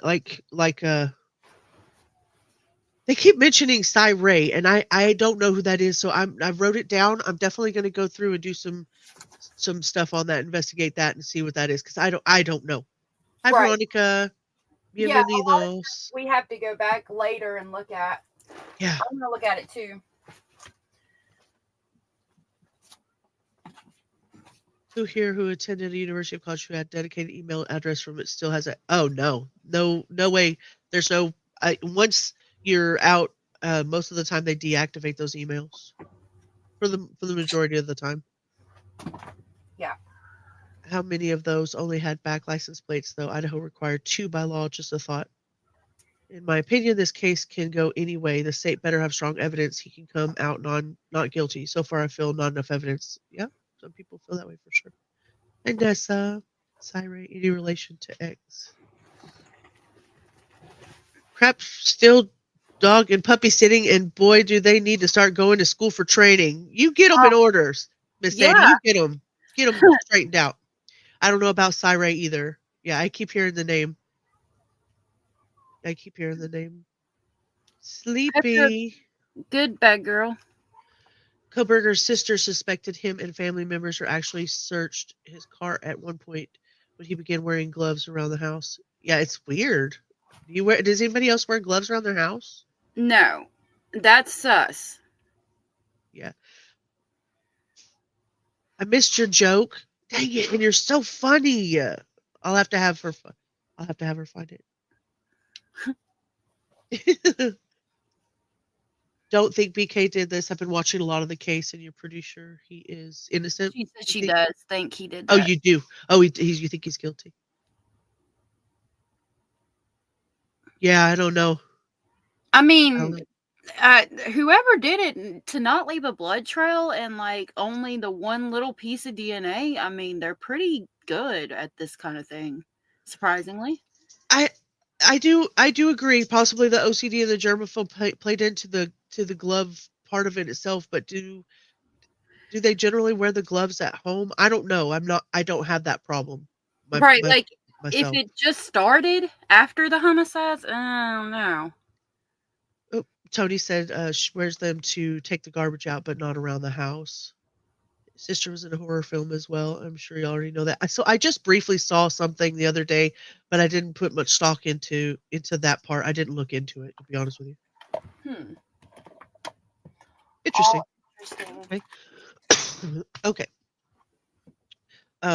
Allegedly, I'm gonna take your bunny down just long enough to get that out of the corner of the screen there. I think I'm going to. What the hell? Okay, I don't know what that was. Oh my God! No way! Okay. That was funny. Like, what the heck was that? That's my computer. Joel Rifkin was a really prolific serial killer on Long Island in the early 90s who dismembered sex workers, leaving no evidence. Oh wow. Terrible. It's terrible. It makes you wonder if VK was impressionable and seeing his sister be part of a knife slasher movie affect him a little. It's a possibility, huh? Mm-hmm. Yeah, no blood trail. I think there was a latent shoe print that we did talk about. Yeah, yeah. Crime scene seems to be from someone who knew a lot about crime scenes, I don't know. Well, that leads us back into this. So this says crime scene scenario final, and this is written by Bryan Kohberger. And this was for his criminal justice class. So arriving at the crime scene, the first thing to be done is to block off the crime scene in order to avoid crime scene contamination. Keep people out of the crime scene, minimizes evidence contamination, though many will be curious to see what occurred. The theory of transfer states that we bring something with us to the crime scene and take something away, thus skewing the crime scene from the original state by contamination. This is because the original state of the crime scene was left by the criminal suspect. A lack of contamination allows the scene to be a snapshot in time. Sounds reasonable, right? Right. The curious must be noted and immediately evicted from the scene. I don't know about evicted from the scene because people that are curious, it could be the person who committed the homicide, right? Yeah, Does it say sometimes that? they'll come back, they say. People to be kept out of the scene include unauthorized civilians and any more than the absolute minimum number of law enforcement agents and forensic crime processors. Waiting for backup to arrive, I should stand guard at the scene, preventing these unauthorized people and even holding back eager officers from entering the scene. I'm not looking at the chat, allegedly, so if you need to pull anything up or need me to stop reading, let me know. Okay. I must call my immediate supervisor and inform them of the deceased white female who is approximately 35 years of age. I must obtain an initial search warrant to search the scene. Failing to do so will mean that evidence is inadmissible. There's another reason why holding personnel from entering is key. The coroner must be called in order to pronounce the woman dead, and EMS should be called if they were not already called by the patrol officer 15 minutes earlier, as they would have provided emergency care if the woman showed signs of life. This would have been important for many reasons. Her livelihood is one reason, but from her livelihood? But from the stance of a patrol officer or criminal investigator, she may have given a dying declaration of her attacker when informed of her impending death. Interesting. Forensic services are next on the call list to call, as they are best equipped to handle the evidence, process it, and ensure that there's not any contamination. Their van also contains the best equipment for forensic investigation. A cursory search of the immediate area should be done, and any observations should be recorded in my field notes as to ensure the integrity of the preliminary case report.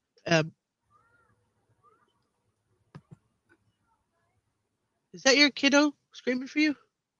Oh no, there's kids playing outside, but they're not hollering for me. Their dad is home today, so but they're Okay. not hollering for us. Yeah, the coroner in this case didn't show up until 8 hours after the 911 call. Interesting. I was Less than talking 13 to minutes. my I highly neighbor, doubt. and she was talking about getting a microphone. So she's going to let me know what kind works best for her, because we have AC units and stuff and we can't, I've got to be able to run the AC and do a live. So she was talking about those noise canceling microphones and things. Don't you do it. Well, she does TikTok and things. So she was talking about No, trying I mean, don't you do it yet. We already have allegedly a scandal in the background that you don't know about. So don't you do it. Well, okay. In less than we'll talk after the live. In less than 13 minutes, I highly doubt one person will be cleaning up anything. Although 8 hours. Hello? You're here?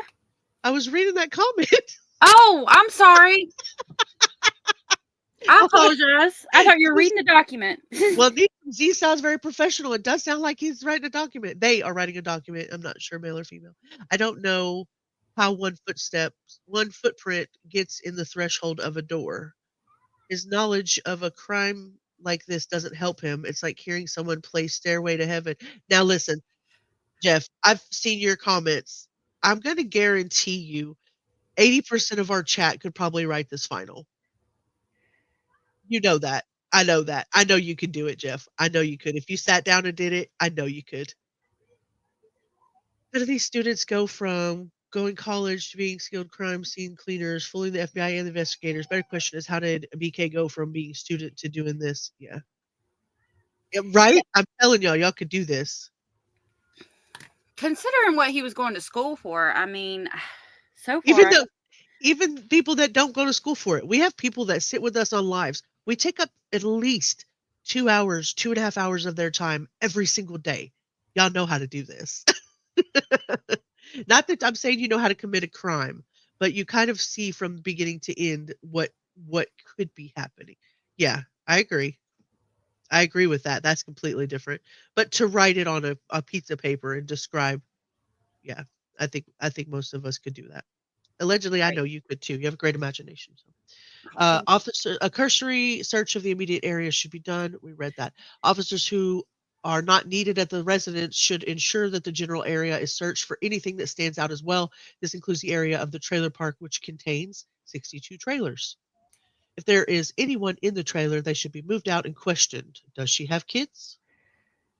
I should gather the following information in my notes as the investigation commences, which will later be included in my preliminary case report when the details of the case culminate. The offense, the time of day, date, and approximate time of offense, if known. Identification of the victim, the location of the offense. The method of operation, if known, and the identification of the officer. Since the offender was not there, I would be unable to record this information initially.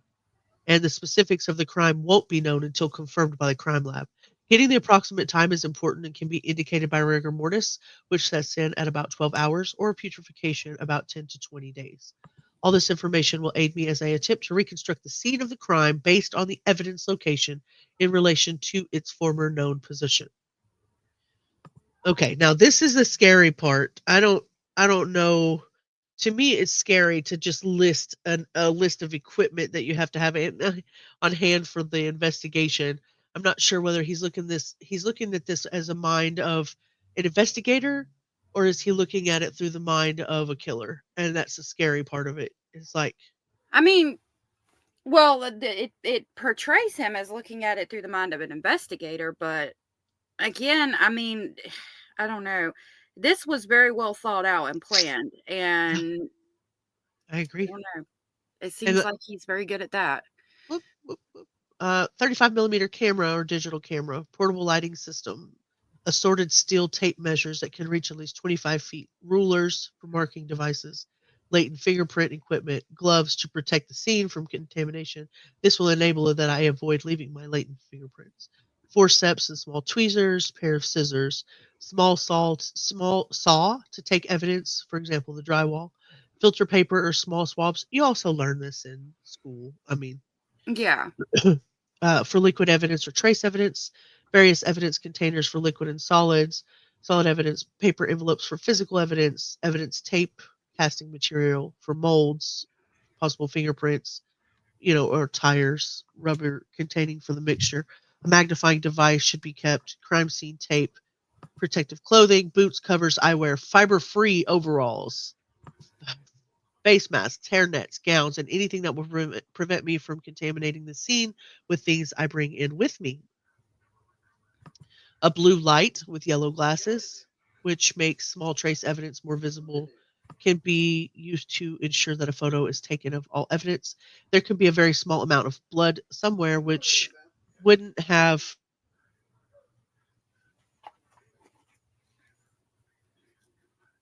Okay, I'm so sorry. A blue light with yellow glasses, which makes small trace evidence more visible.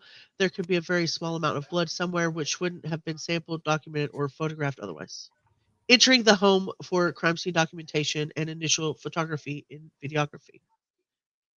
Can you see that allegedly? Do you want to read that page? I can Do you try. want to? I was going to say I sent it to you in Discord. If you want to pull it up, that's on page 36. I'll read this one and you can do the next one. There's quite a bit, so it's up to you. Hi Okay. from Cabo. Why didn't you take me with you? I wish I was in Cabo myself. Yeah, we only see 1 to 10% of all the evidence they take to trial. I agree with that. It's guilty, and I won't be on the jury, so I don't have to presume innocence. No, you do not, Hannah. We just respectfully speculate he is obviously innocent until proven guilty. It seems someone on the third floor was the intended victim, being he entered on the second floor. He keeps saying knife too. Yeah, I know. He's stabby, stabby. I heard the lawyers aren't going to let him speak in trial. Why not? Innocent people don't have to hide anything, like Jen. Veronica, she's such a smarty pants. Trips walking in late. Oh, Jenny. Oh, where is your hall pass? Where is your hall pass? You guys are so fantastic for hanging out with us. San Lucas, Cabo San Lucas, pre-trial. Indy says, nothing to do with you guys. I adore you guys. Some in Chaston seem very. We're sorry, love. I doubt anybody in here intentionally made you feel unwanted. You're just fine, and you don't have to apologize to us. Just stay around, get to know us. I promise you, you're welcome here. Yeah, absolutely. And I've been like all over the place. My squirrel brain is acting crazy today, so. Oh, Annie, the dancing must go on. Aw. Only one person likes the live? I doubt it. Oh, okay. Goodness, scared me. Capital K Productions. Thank you for being here. Do you do videos and stuff? What do you do, Capital K? Are you a producer of movies? No proof, Ellie fed who info? Capital K produces movies, but we can't play them on YouTube. No, I'm just Oh, they kidding. produce movies. No, I don't know. I was just kidding. I was inferring that they made OnlyFans movies, but that did not land. I don't Well, know. I guess that's true. Hannah wants to know if you were hurt tripping in the doorway, Jenny. I live near Land's End on Pacific, but my place overlooks the marina, so we're part of Cabo. Wow, we're coming to stay with you. Dog videos. Okay. Aw, Okay. that's so sweet. Okay, entering the home for crime scene documentation and initial photography and videography. I may enter upon judicial approval of the search warrant and should do so with minimal number of personnel. Having too many personnel evident in the photography may put the integrity of the evidence into question and take the scene. A contamination list should be made, documenting every person who enters and exits a crime scene and why. This includes first responding officers, firefighters, EMTs, family members, criminal investigators, and all crime scene personnel. Still, there should not be that many people in the crime scene, otherwise, contamination will be increased as the theory of exchange inevitably manifests. I must ensure that myself and my fellow crime scene personnel are wearing gloves. Gloves, gloves, gloves. He does have a little bit of OCD, a little bit in the writing style. Well, In my opinion. hey, Long Island. I was typing hey to you, Long Island. It's good to see you. I mean, but if you're doing a crime scene, I mean, all of these things are needed. I mean, Yeah. Oh yeah. Oh yeah. Long Island Hillbilly. I like the name. Seized ID cards collected from Koberger's Pennsylvania home are rumored to connect him to the crime scene. Thank you for that. yeah, that's interesting. I hadn't heard that yet. Paid antagonizers. Oh my goodness. I love the conspiracy theorists in here and the fact checkers. It makes me happy. Yeah. There's so many people that will go back and fact check, and we've all learned that from the Madeline Soto case. You have got to go back and fact check because there's so much misinformation and disinformation, not just on YouTube. It's all over. It's all over. I mean, you and I were blatantly watching the New Year's thing go down together online, and the next day we saw that they were blatantly putting out disinformation, and you and I had watched it live. I mean, Right. quit covering shit up. We know, we saw, Right. we saw exactly what happened.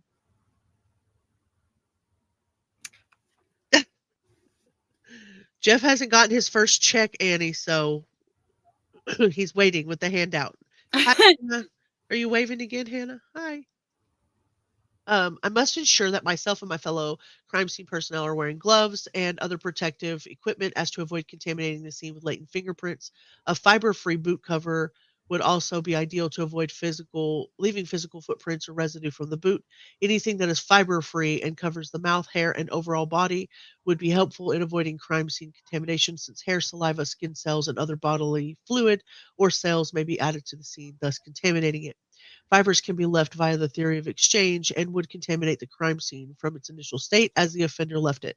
Even if you can't assume that there was an offender despite seeming obvious, preventing contamination is an important way to ensure the integrity of the investigation and evidence. We should always treat the crime scene as if there is indeed a criminal homicide, as not to miss out on important details. Excuse me. This is how the crime scene is being handled. This is how this crime scene is being handled. Well, shoot. I'm kidding. I'm kidding. He's tooting his own horn. All right, I'm gonna get a drink real quick. Okay. Oh, that coffee's good. I've got some coffee too. Oh yeah, I just now took my first drink of coffee for the day. I know it's ridiculous. Oh, and it's 2:30 in the afternoon for me. Yeah, it's 3:30 for me. Jenny Jen said, thank you immensely for your endless support of HEO and AS. Yes, thank you so much. Jenny, thank you, day one. Day one. A ski mask is not fiber free. Megan, do you see her picture? She's like, no fucks given in that picture. Like, I don't care what you got to say. Yep. Hear me out. Yeah, I think it is policy and procedure. But, I mean, again, taking into account the crime scene and the evidence that was left and how there was, like, hardly any, I mean, this is a skilled person. Well, factually, the paper is a crime scene scenario that he wrote. So I'm not understanding. He did not make it up. What do you mean he didn't make it up? He did write it.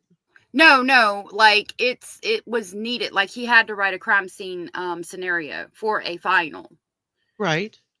So, like, I mean, if you're taking this class, you're so far up in school that you're the assistant teacher's assistant or whatever, and you're writing your final, and it has to be a crime scene scenario. I mean, all of these things you would know that from school. Oh yeah, I mean it's textbook procedure, right? But it was written by him. It's not like he was like, oh, I'm gonna figure out how I would do a crime scene and write it out. Like, no, he had to do this for class, evidently. Yeah.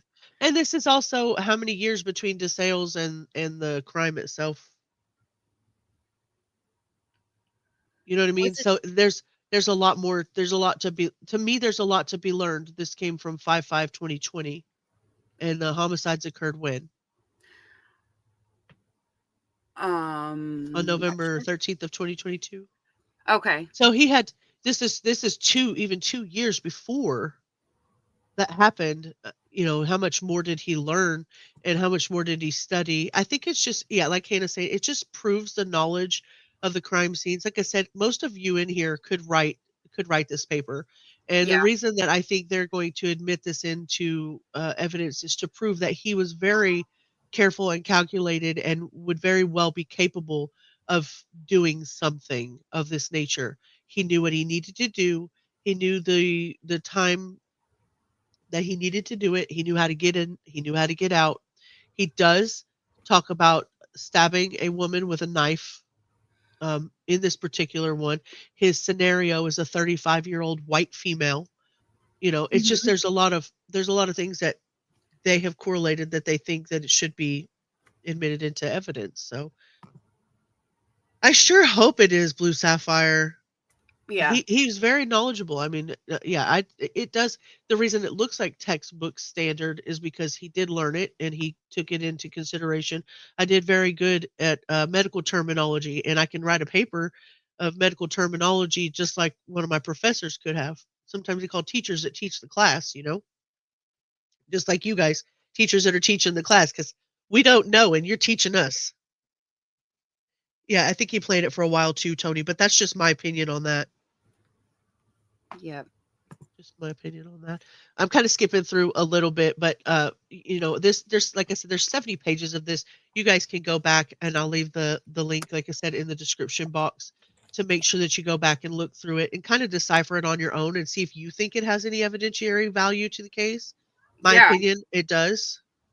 It does, but it just makes sense to me. The official crime preliminary report should include the accurate sketch with the following details: the name of the investigator, identifying badge number, detailed location of the scene, the date and exact time of the sketch, the evidence listing, the case number, the compass arrow to give direction. The scale of the sketch should be included. I'm choosing to draw it to scale where 1/4 inch equals 1 foot. I mean, that's details. The computer aided design program, the CAD, which uses laser lights and takes up to 25,000 measurements per second in 3D, may be utilized if available for the scale of the scene is most accurate, which they did use in this case. I would request a CAD if available, for it gives the best portrayal of this serious crime, allowing for an accurate point of view and zooming of particular elements of the crime scene. Now, my opinion is this: if he did not do this, he knows what evidence they're going to be gathering at a crime scene. He Right. knows what defense he needs. That's why he is such an advocate in his own case, because if he has an intention of proving innocence, he knows what he's going to have to prove. Mm-hmm. Yep. Yep, he's going to say. And I do agree with that as far as IQ is concerned. I don't think that this man is dumb. No, not at all. As I move from one end to the other, I'll make sure that I shine my flashlight ahead of myself to ensure that I do not damage or carry away smaller pieces of physical evidence. Hair, wood chips, paint flakes, glass fragments, small fibers. If not careful, they could be lost before being encountered or observing them. I mean, this one gets me. The location of this evidence is very important, for it may give us the following information: establishing the trace of or identification of the suspect, establishing the suspect's modus operandi or MO, or identifying similar MOs via information added to the FBI's Violent Criminal Apprehension Program from the completed crime report, confirming alibis or exposing lies, disapproving the alibi, connecting suspects, how long have they been asking for a valid alibi in this case? Stargazing, meandering. All these people ever do is meander and stargaze. They Yeah. turn their phones off or they forget them at home and they meander and stargaze all night long. Yep. What did you learn, Allie? I missed what you learned. Now I'm It curious is. what you learned. It is valuable in understanding character. And I mean, his major itself. I mean, Yeah, I of think. course. Yeah. Of course. I agree with that. Jeff said, do you think when defense brought up case law from the 1800s, could that have been Bryan's idea? Why do I picture him in a time machine DeLorean with that? No doubt. To 1865. Let's see how they did this back then. Yeah. Yeah, very well could be. For example, we can't assume the woman lives at this residence before confirming it. A dead body may not be initially tied to the residence. Checking into the husband or boyfriend and the location of the children based on the crime scene evidence is warranted, providing a statutory element of the offense. And then Okay. Go ahead. Oh, I know you had wanted me to read, so I had it go ahead. pulled up.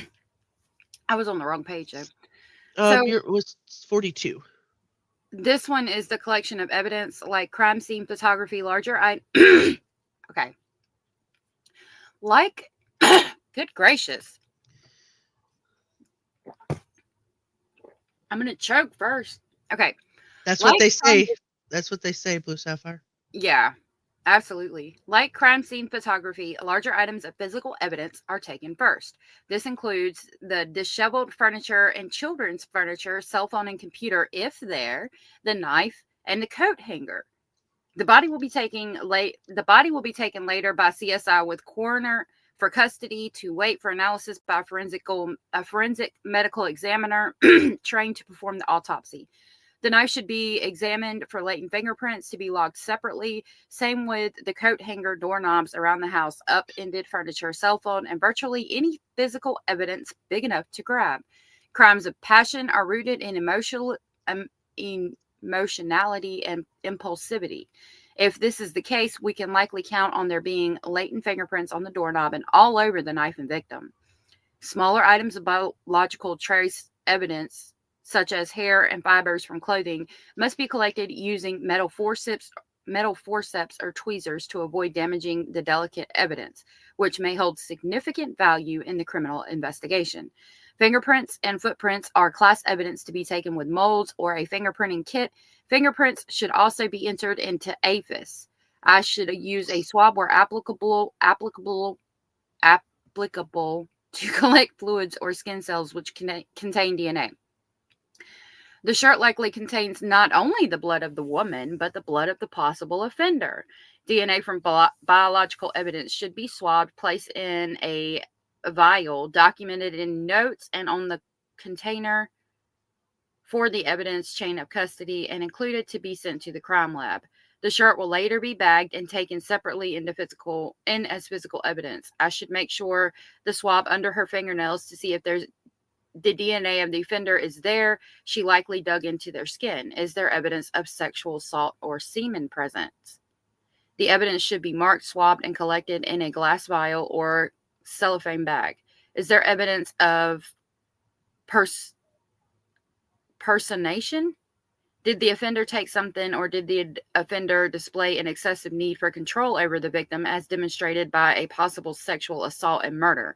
These are all observations to be recorded, though not conclusively. During the search phase, the evidence should be marked with the following information in the field notes and later in the evidence seal and packaging. I am choosing to bag all evidence and not directly mark it, for it will be sent to the forensics lab. The size of the object, the physical nature of the object, is it a solid or a liquid? If the evidence is liquid, it should always be kept in an airtight container, such as a cellophane bag or a glass vial, and marked. The value of the object and the number of like objects, the case number pertaining to the evidence.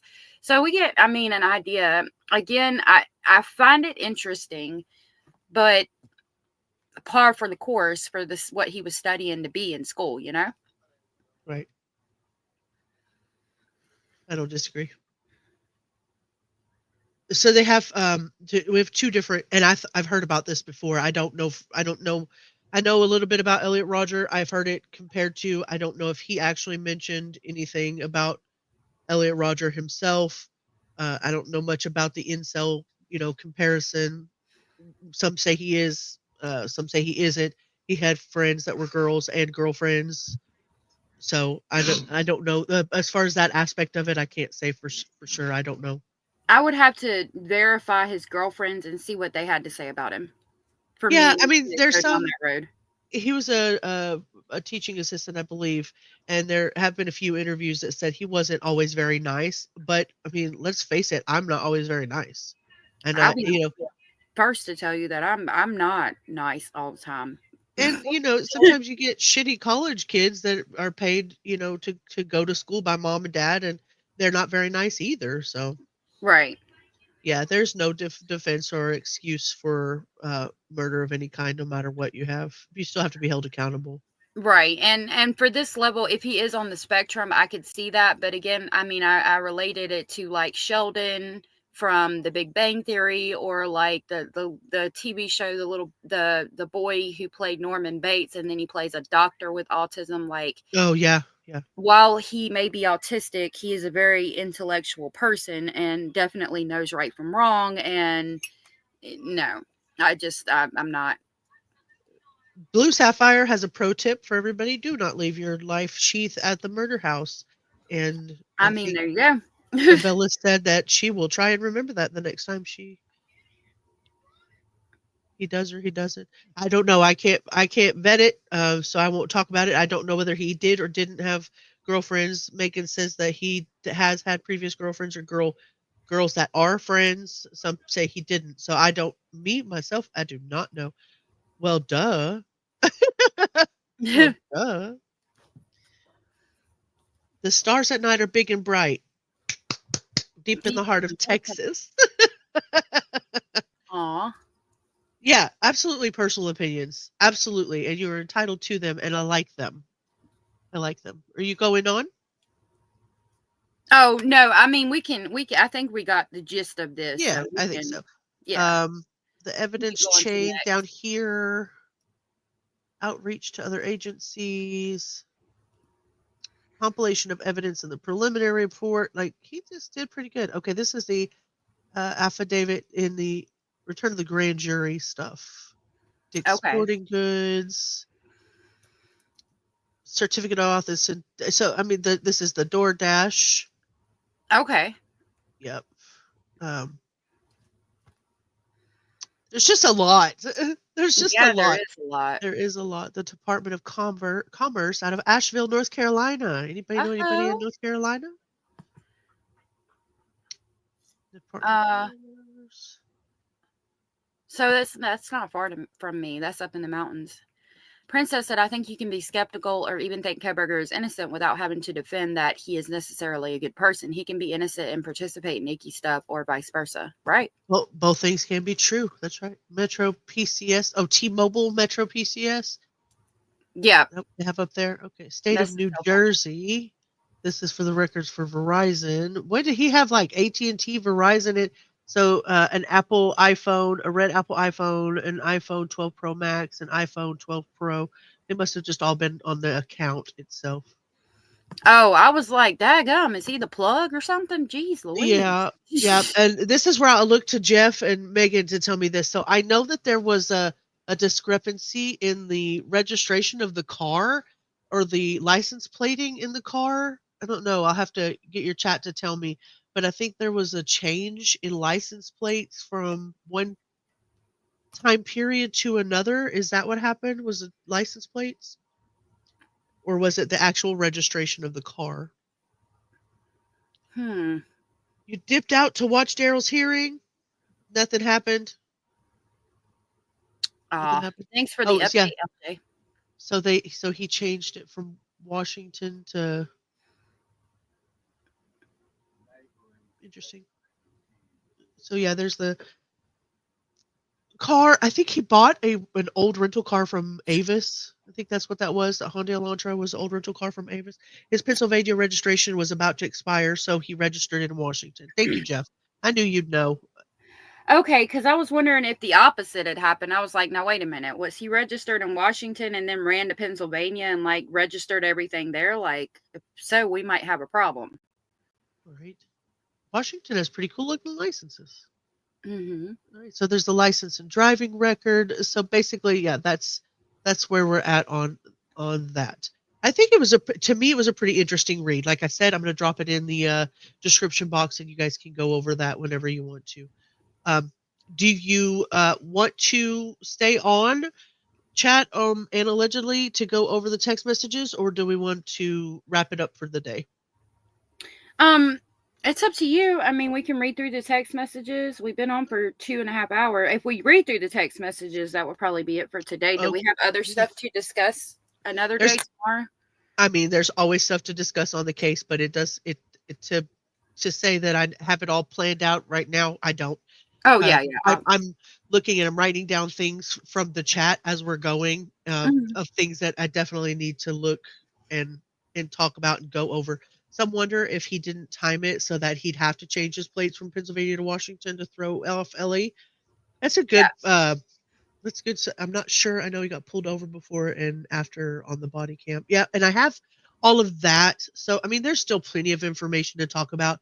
If something happens and nothing new breaks in any of the cases that you're covering, there's definitely enough, to go over in more lives. So Okay, so we can do the text messages today.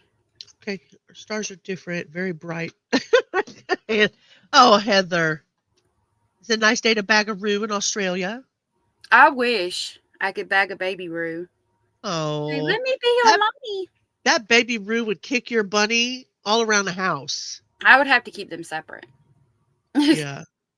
Otherwise, you try to put your baby roo would be really happy in its little baby girl roo, and it carries your bunny in its pouch. That would be the cutest. Oh my god, y'all! I've been thinking about making some merchandise. I'm gonna have to make one with a kangaroo with Basil in the pouch. Really cute. Okay, so this one is the state's reply to defendant's objection to motion in limine, text messages, and testimony. Okay. Filed on March 17th, 2025. So this is relatively new. The following records are from November 13th, 2022, between 2:10 a.m. to 4:37 a.m. Starting at 4:19 a.m., Dylan makes statements to Bethany regarding seeing an unknown male in the residence. The statements are immediately after she perceived the event. So, do you want me to help you read this, or do you want me to? Sure, if you could see it, yeah, you're welcome to it. Okay, so. Okay, Dylan and Bethany are under the stress of excitement caused by this startling event or condition. So wait a minute. Okay, in addition, DM and BF are under the stress of excitement caused by the startling event. Hold, please. Hold on just a minute. I need to know, because I got questions about this in particular. What the the stress of excitement hormones are? Well, yeah, I'm going to pull up Google just real quick and we're going to look it up.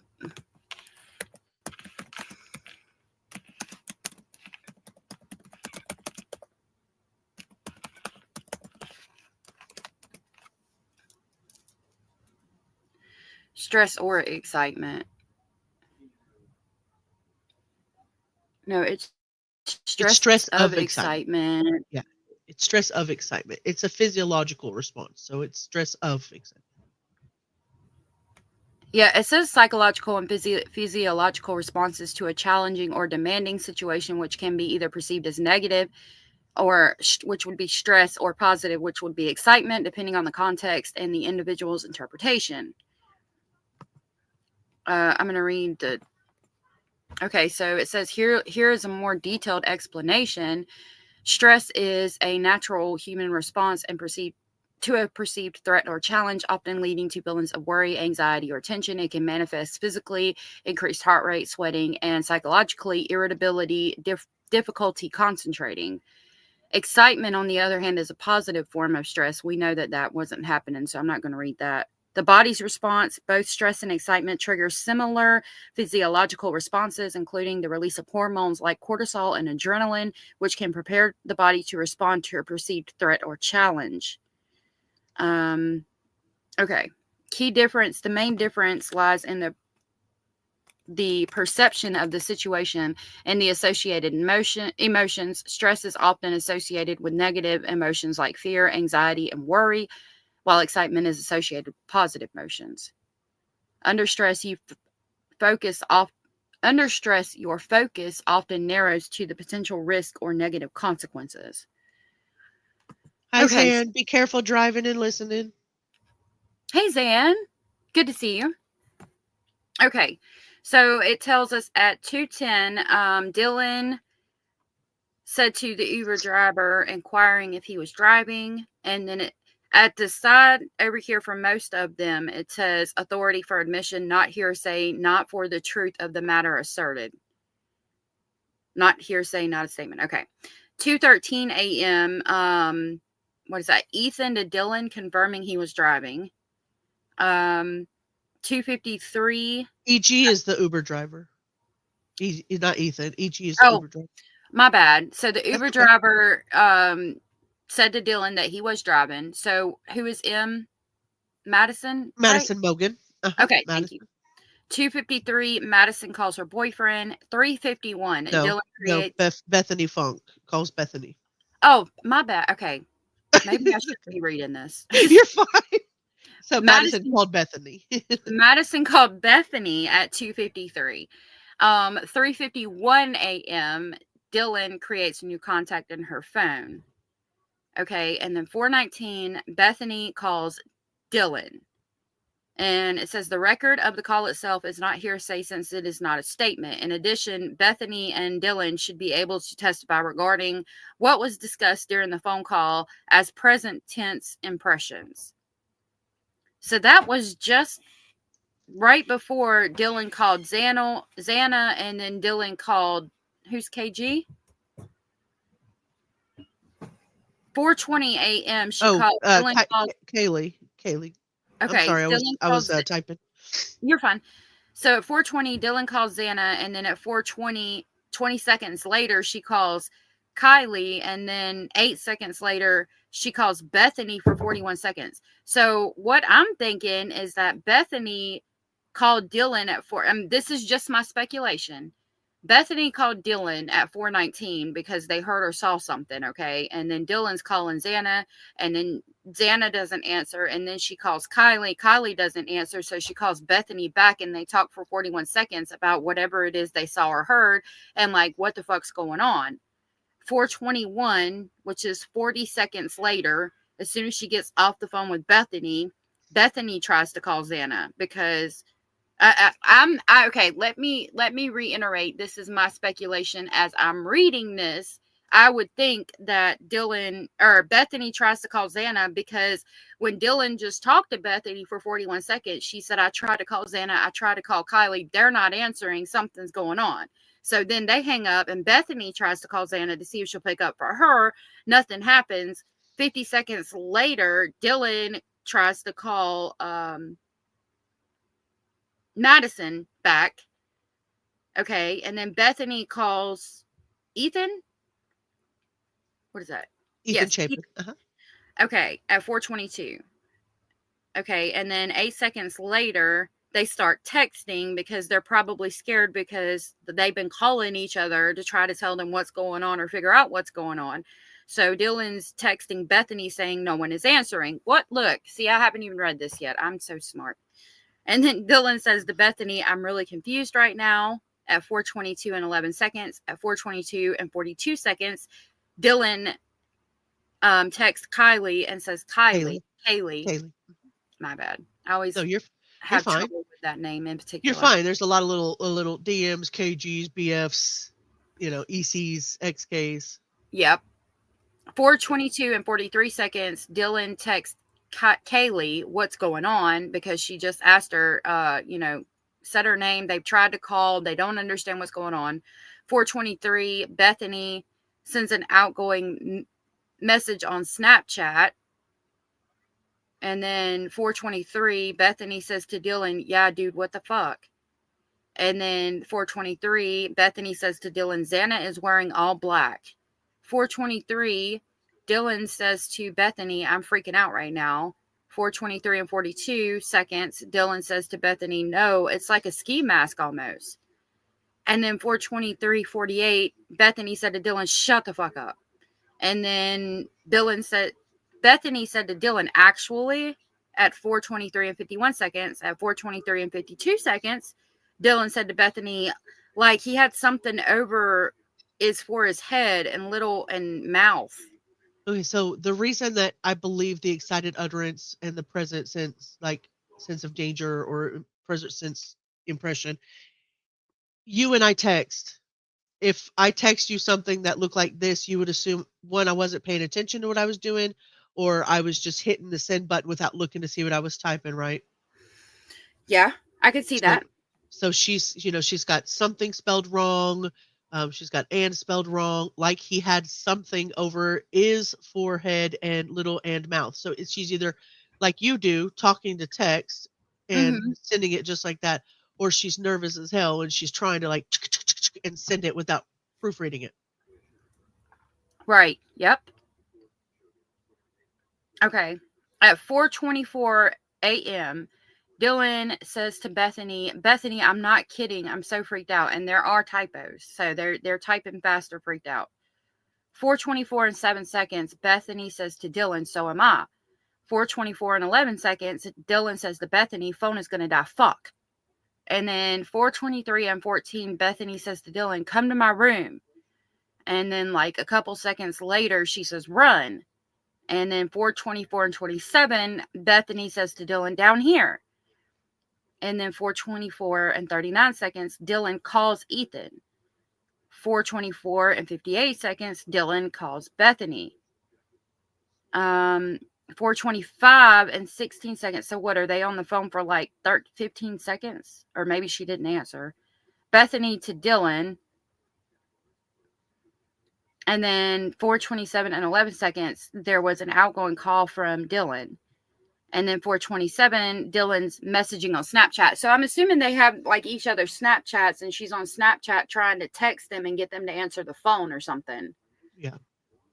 Yeah, the legal stance is that is it hearsay. They're not allowed to use hearsay in court. It was evidence of it happening in the moment, hence excited utterance. Thank you for that. Kim. Oh. I thought you were saying Bazard was in here. No, they're wondering, they're revoking his privileges because he's not. If I were his defense, I would try to bring evidence to place him at the house in some of the parties they had in the house. Bring more doubt to the jurors. The girl couldn't identify him when she looked. Hearsay would be if they'd had time to discuss it years later, excited utterances in the moment. Thank you. Their conversation sounds very authentic. I've raised a couple of girls past this age and have a teen. This is a very typical conversation. Yeah, especially when they go, actually, like that's like definitely teen talk. Yep. Okay. It's scary. It is. At 4:27 and 40 seconds, Dylan sent an outgoing message on Snapchat. And then 4:27 and 47 seconds, Dylan tries to call Kaylee again. 4:28, she tries to call Xana again. And then 4:29, Bethany tries to call Madison. 4:30, she tries to call Madison again. 4:30, she tries to call Kaylee. 4:31, she tries to call Kaylee. 4:32, Dylan texts Kaylee. 4:34, Bethany accessed Snapchat. She accessed Instagram a couple of minutes later. At 10:23 a.m., Dylan to... Okay, wait a minute. The state's evidence. You got to read that part there. That's important to the where we're state's at. evidence. And welcome in, Bazard. Oh, we spoke him up. The state's evidence will show that Dylan and Bethany went to sleep after 4:37. The state seeks to introduce the following phone records from the next morning from Dylan and Bethany. 10:23, Dylan says to Marilyn, "Are you up?" Madison. Sorry. Madison. 11:29, so like an hour later, Dylan says to Kylie, "Are you up?" At 11:49, which is about, 30 minutes later? No, 20 minutes later, Bethany calls, I don't know who JM. Yeah. And then a couple of minutes later, she called 911. Look, let me tell you something. I do believe that these are accurate text messages and things like that, but like they're trying to get a hold of them on Snapchat, through the phone, texting, calling, Snapchat, Facebook, Instagram. They didn't use Facebook, but like they're trying to get in touch with them so much. They saw somebody to the extent that she told her friend to run down to the room. Like that's an issue for me. Yeah. Well, and then this particular one says, "Oh, thank you. The records do not need to be analyzed, applying the present sense impression or excited utterance exceptions. Also, other communications and interactions on social media during this time frame are irrelevant for the purposes of this court making an admissibility determination regarding Dylan and Bethany other communications. Defendants will have the opportunity to cross-examine them at trial. I guess I don't understand why, if you're trying to frame it and I understand that it doesn't matter really, it doesn't matter in the grand scheme of things what their communications were. But if you're telling me that you didn't make a 911 phone call until many hours after the crime, but you're also telling me that these girls were scared to death and didn't know what to do and were in utter shock, but there's other communications and interactions on social media during the time frame. Like I said, I don't victim blame and I won't. It is a question in my mind as to how scared you actually were and how irresponsible it was, regardless of what time you called 911. Right? It probably would not have changed the outcome of the victims. Absolutely 100% right. But still, I feel like if you were that scared and you were you didn't know what was going on, why didn't you? I don't know. How is it Yeah. that you were able to get on Instagram, change this, do that, Snapchat? You understand what I'm saying? Right. A question and a Exactly. half. Exactly. That's my issue. Like, you're doing all these other things and then you just go to sleep. And I mean, you did not. I'm sorry. In my personal opinion, you're not just going to go to sleep after you tried to call them, tried to message them, tried to text them. You're not just going to say, "Well, I guess they're not answering the phone. Maybe this is a prank. Let's just go to sleep. Let's lock ourselves in our. Let's get so scared that I tell you to quickly run down to my room so I can lock the door and keep you safe because you are answering your phone, and we're just going to go to sleep." Like, I mean, maybe after a certain period of time they passed out, but like, I, I got a lot of problems with that, and I'm Yeah, sorry. there's a lot of questions. It's to me, it's not a new case to anybody. It's not a new case to me. It's not a new case to you. But Mhm. what's new in it for me is actually looking at back and forth in the evidence and thinking, is there a chance that this man is going to get um, the death penalty for something he didn't do, or is there a chance that there are other, things that were involved that caused this organized chaos to happen, and he did do it, but there's also other, culpable negligence and other interesting things around it. Like it wasn't just him alone. Like could there have been other people involved and we've just center focused on one person? There's so many questions I have. Right. Lemon Lime said, but what does that have to do with the crime or who committed it? I mean, it could. I mean, it could have nothing to do with it, or it could be like maybe they. It's But hard for me I to. guess the question, what does their communications have to do with the crime or who committed it? I think really the logical sense, if you think about it, it probably has zero to do with the actual committing of the crime. The crime Right. was committed, it is done. But the after effect of you have four roommates that are bleeding out in other rooms, we can't say for sure that they were completely deceased by the time whoever the perpetrator was walked out. So was there a chance of saving them? Were these kids scared? Getting on Instagram seems trivial to me compared to what may have happened in your home. At the same time, there was alcohol involved. There was late night involved. There are people that are scared, that truly scared. You might be not scared on Instagram, but scared to get out of your room. I mean, I can see all of those things, both things being And true at the same time. I mean, this channel is open for everybody's thoughts, opinions, and speculations. I'm going to run a speculation for you. What if, I mean, and again, I'm not trying to victim blame. This is like way out in the far realms of speculation. But let's say that for whatever reason, one of them or both of them was upset with the other roommates and they helped plan it, and then they see that the plan is taking place, and so they're like, oh, okay, it's just the plan, so let's just go in our room and go to bed. I don't think that happened, but it's a possibility. I'm sure it's happened before, or not necessarily happened before, but been thought of before. I mean, if you look at Slender Man homicides, I don't, you know what I mean? So it's like, I mean, I think it's relevant. Like, how do you see these things going on and not do anything about it? Did you know the person who did it? Did you know what was going on? Like, why didn't you do anything? I don't think that they knew the person. I don't think they knew what was going on, and I don't think that they wanted it to happen in any way, shape, or form. But there has been cases where that has happened. People are just different. Sometimes doesn't make sense. My DNA is nosy as hell. In fact, if I was inebriated, I might get out of a baseball bat start. Yeah, I mean, you never know. Mandalorian, thank you for coming in. Yeah, thank you. Right. Yeah. Oh, and it may not have anything to do with it, but it may have everything to do with it. I think we're all Right. gonna have to wait for trial. And like I said, it's also emotionally charged. I mean, I don't know.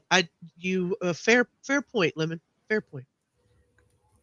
Yeah. BK was, I mean, he does seem like he was very meticulous.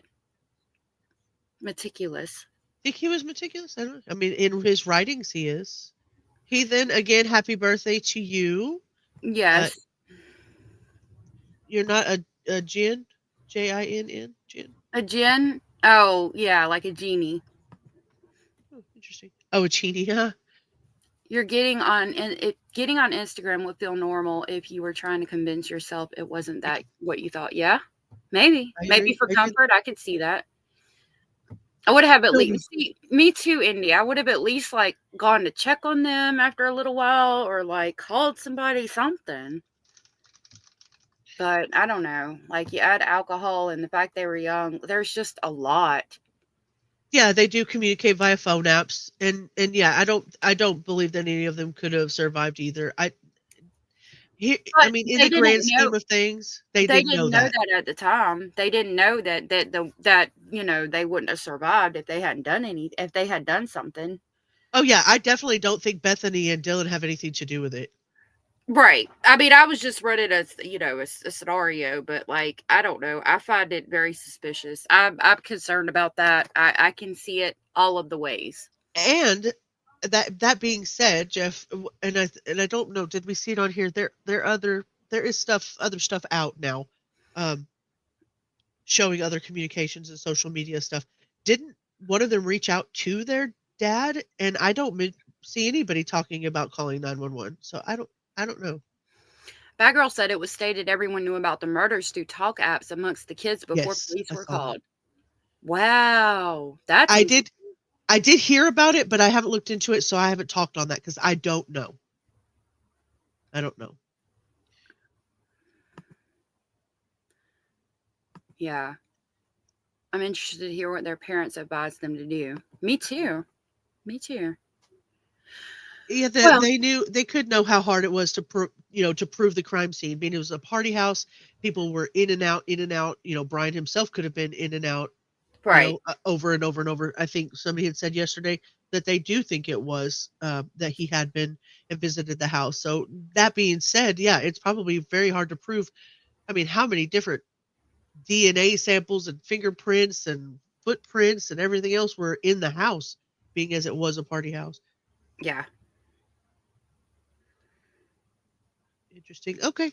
Well, I think I'm going to jump down and let you say goodbye. Chat, thank you so much for entertaining me and my antics for 2.5 hours. I appreciate every single one of you. Tomorrow, is Saturday and allegedly will be on. I will not be around. Tomorrow, I am celebrating my 44th birthday, and I will be back on Sunday to hang out with everybody. Okay. Right? But your birthday's not till later this month, right? It's tomorrow. Oh, it is tomorrow. Okay. Well, happy early birthday. I thought you said it was. Thank you. Yeah. I want my song on Sunday. I'll get my song on Sunday. So I'm going to celebrate it tomorrow, hang out with my husband and my kiddo. And yeah, that's what I'm gonna absolutely. I hope you enjoy it. Do that crazy 44-year-old sleepy dance. Right? All right. Thank you guys for everything. I'm going to jump out of studio. Have a great day. Bazard, next time get here earlier. Bye. Thank you guys. Bye. Thank you. Aw. It's her birthday tomorrow. Yay. Yeah, everybody's saying have a great birthday. Oh, so sweet. All right, y'all. Well, I'm going to go for today.